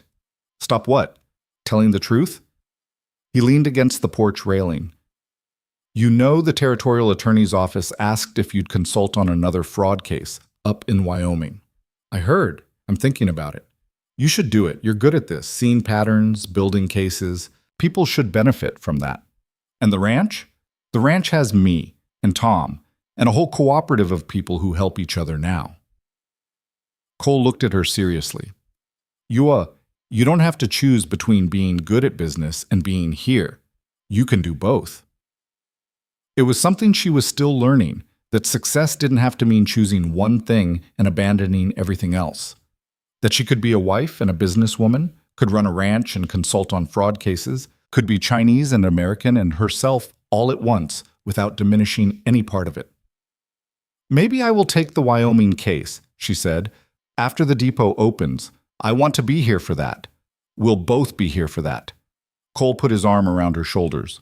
Together. The word still felt new and good. Together. Not property or transaction or business arrangement, but actual partnership. It had taken a crisis and a near disaster and more risk than either of them had planned for, but they'd built something real. The depot opened in September with a ceremony that brought dignitaries from Denver and territorial officials and more people than Iron Ridge had ever seen at once. Lin Yue stood with Cole and the other cooperative members, watching as the first train pulled into cheers and applause. The valley had survived, more than survived. It had transformed. What Kane had tried to control through fraud and intimidation, the cooperative now managed through coordination and mutual support. The difference was stark and satisfying. Later, after the ceremonies and speeches and endless handshaking, Lin Yue found herself alone on the platform watching the sun set over the valley. The depot was lit up, people still celebrating inside. She could hear music and laughter, the sounds of a community that had found its footing. There you are. Cole climbed the platform steps. People are asking for you. Morrison wants to make a toast. A toast to what? To you, to us, to the cooperative. Take your pick. He joined her at the railing. You all right? Yeah, just... She gestured at the valley, the depot, everything they'd built, thinking about how different this could have gone. If we'd backed down. If Kane had won. But he didn't, and we didn't. Cole turned her to face him. You want to know what I think? I think you came here expecting to have to fight for every inch of respect, every bit of acknowledgement, and you did fight. But you also built something bigger than just proving people wrong. You built community, partnership, a way for people to actually work together instead of getting crushed separately. We built that, not just me. You started it. Don't diminish that. His voice was gentle but firm. Back in that courthouse when we got married, I thought I knew what I was getting, a business arrangement. But what I actually got was someone who looked at a failing ranch and saw possibility. Someone who looked at a corrupt system and saw something worth fixing. Someone who... He stopped, his expression shifting to something softer. Someone who made me believe we could actually win. Lin Yue felt tears prick her eyes, unexpected and unwelcome. She blinked them back. I didn't do it alone. No, but you did it first. You took the risk before you knew if it would work. That takes guts most people don't have. She pulled him close, burying her face against his shoulder. They stood like that for a long moment, holding each other while the celebration continued around them. Thank you, she said quietly. For what? For seeing me. Really seeing me. Not just what you expected or what was convenient, but who I actually am. Cole kissed the top of her head. That's easy. You're hard to miss. Inside, Morrison was indeed calling for a toast. They joined the crowd, accepting glasses of whiskey that Tom distributed with unusual generosity. To the cooperative, Morrison called out, his voice carrying over the noise. And to the people who made it possible, especially Mrs. Whitaker, who came to this valley as a stranger and ended up saving us all. Here, here, voices echoed around the room. Lin Yue raised her glass, feeling the weight of all those eyes on her. Months ago, those same people had stared with suspicion or dismissal or worse. Now they looked at her with respect, some with gratitude, a few with genuine friendship. To all of us, she said, for being stubborn enough not to quit. They drank, and the celebration continued into the night. At some point, Cole pulled her onto the makeshift dance floor, and they swayed to music played by a farmer who'd brought his fiddle. Lin Yue wasn't a good dancer, had never learned properly, but Cole didn't seem to mind. He just held her and moved with the music, and it was enough. What are you thinking about? He asked. Everything and nothing, the ranch, the cooperative, that Wyoming fraud case. Wyoming can wait. Cole spun her gently. Tonight, just be here. With me. With this. So she did. She let herself be present in the moment, surrounded by people who'd become something like friends, married to a man who'd become something like love. The journey from that first day in the stagecoach to this moment had been brutal and terrifying, and nothing like she'd planned. But looking around the depot at the community they'd built, at the valley that had transformed from hostile territory to something like home, Lin Yue couldn't regret any of it. She'd come to Iron Ridge as property, a bride bought to solve someone else's problem. She'd been underestimated, dismissed, threatened, but she'd also fought back. She'd exposed fraud, built coalitions, risked everything on moves that shouldn't have worked, but did. And in the process, she'd proven something important, not just to the valley or to Cole or to all the people who doubted her, but to herself. That she was worth more than any role someone else assigned her, that intelligence and courage could triumph over entrenched power if you were willing to risk enough. That sometimes the best revenge against people who tried to make you invisible was simply refusing to disappear. The music swelled and Cole pulled her closer, and Lin Yue closed her eyes and let herself feel it all. The triumph, the exhaustion, the hard-won peace of knowing she'd not just survived, but conquered. She'd come to the frontier expecting to have to claw for every inch of space. Instead, she'd carved out a kingdom. Not through violence or cruelty, but through being smarter, faster, and more stubborn than everyone who'd tried to stop her. And in the end, that was enough. More than enough. It was everything.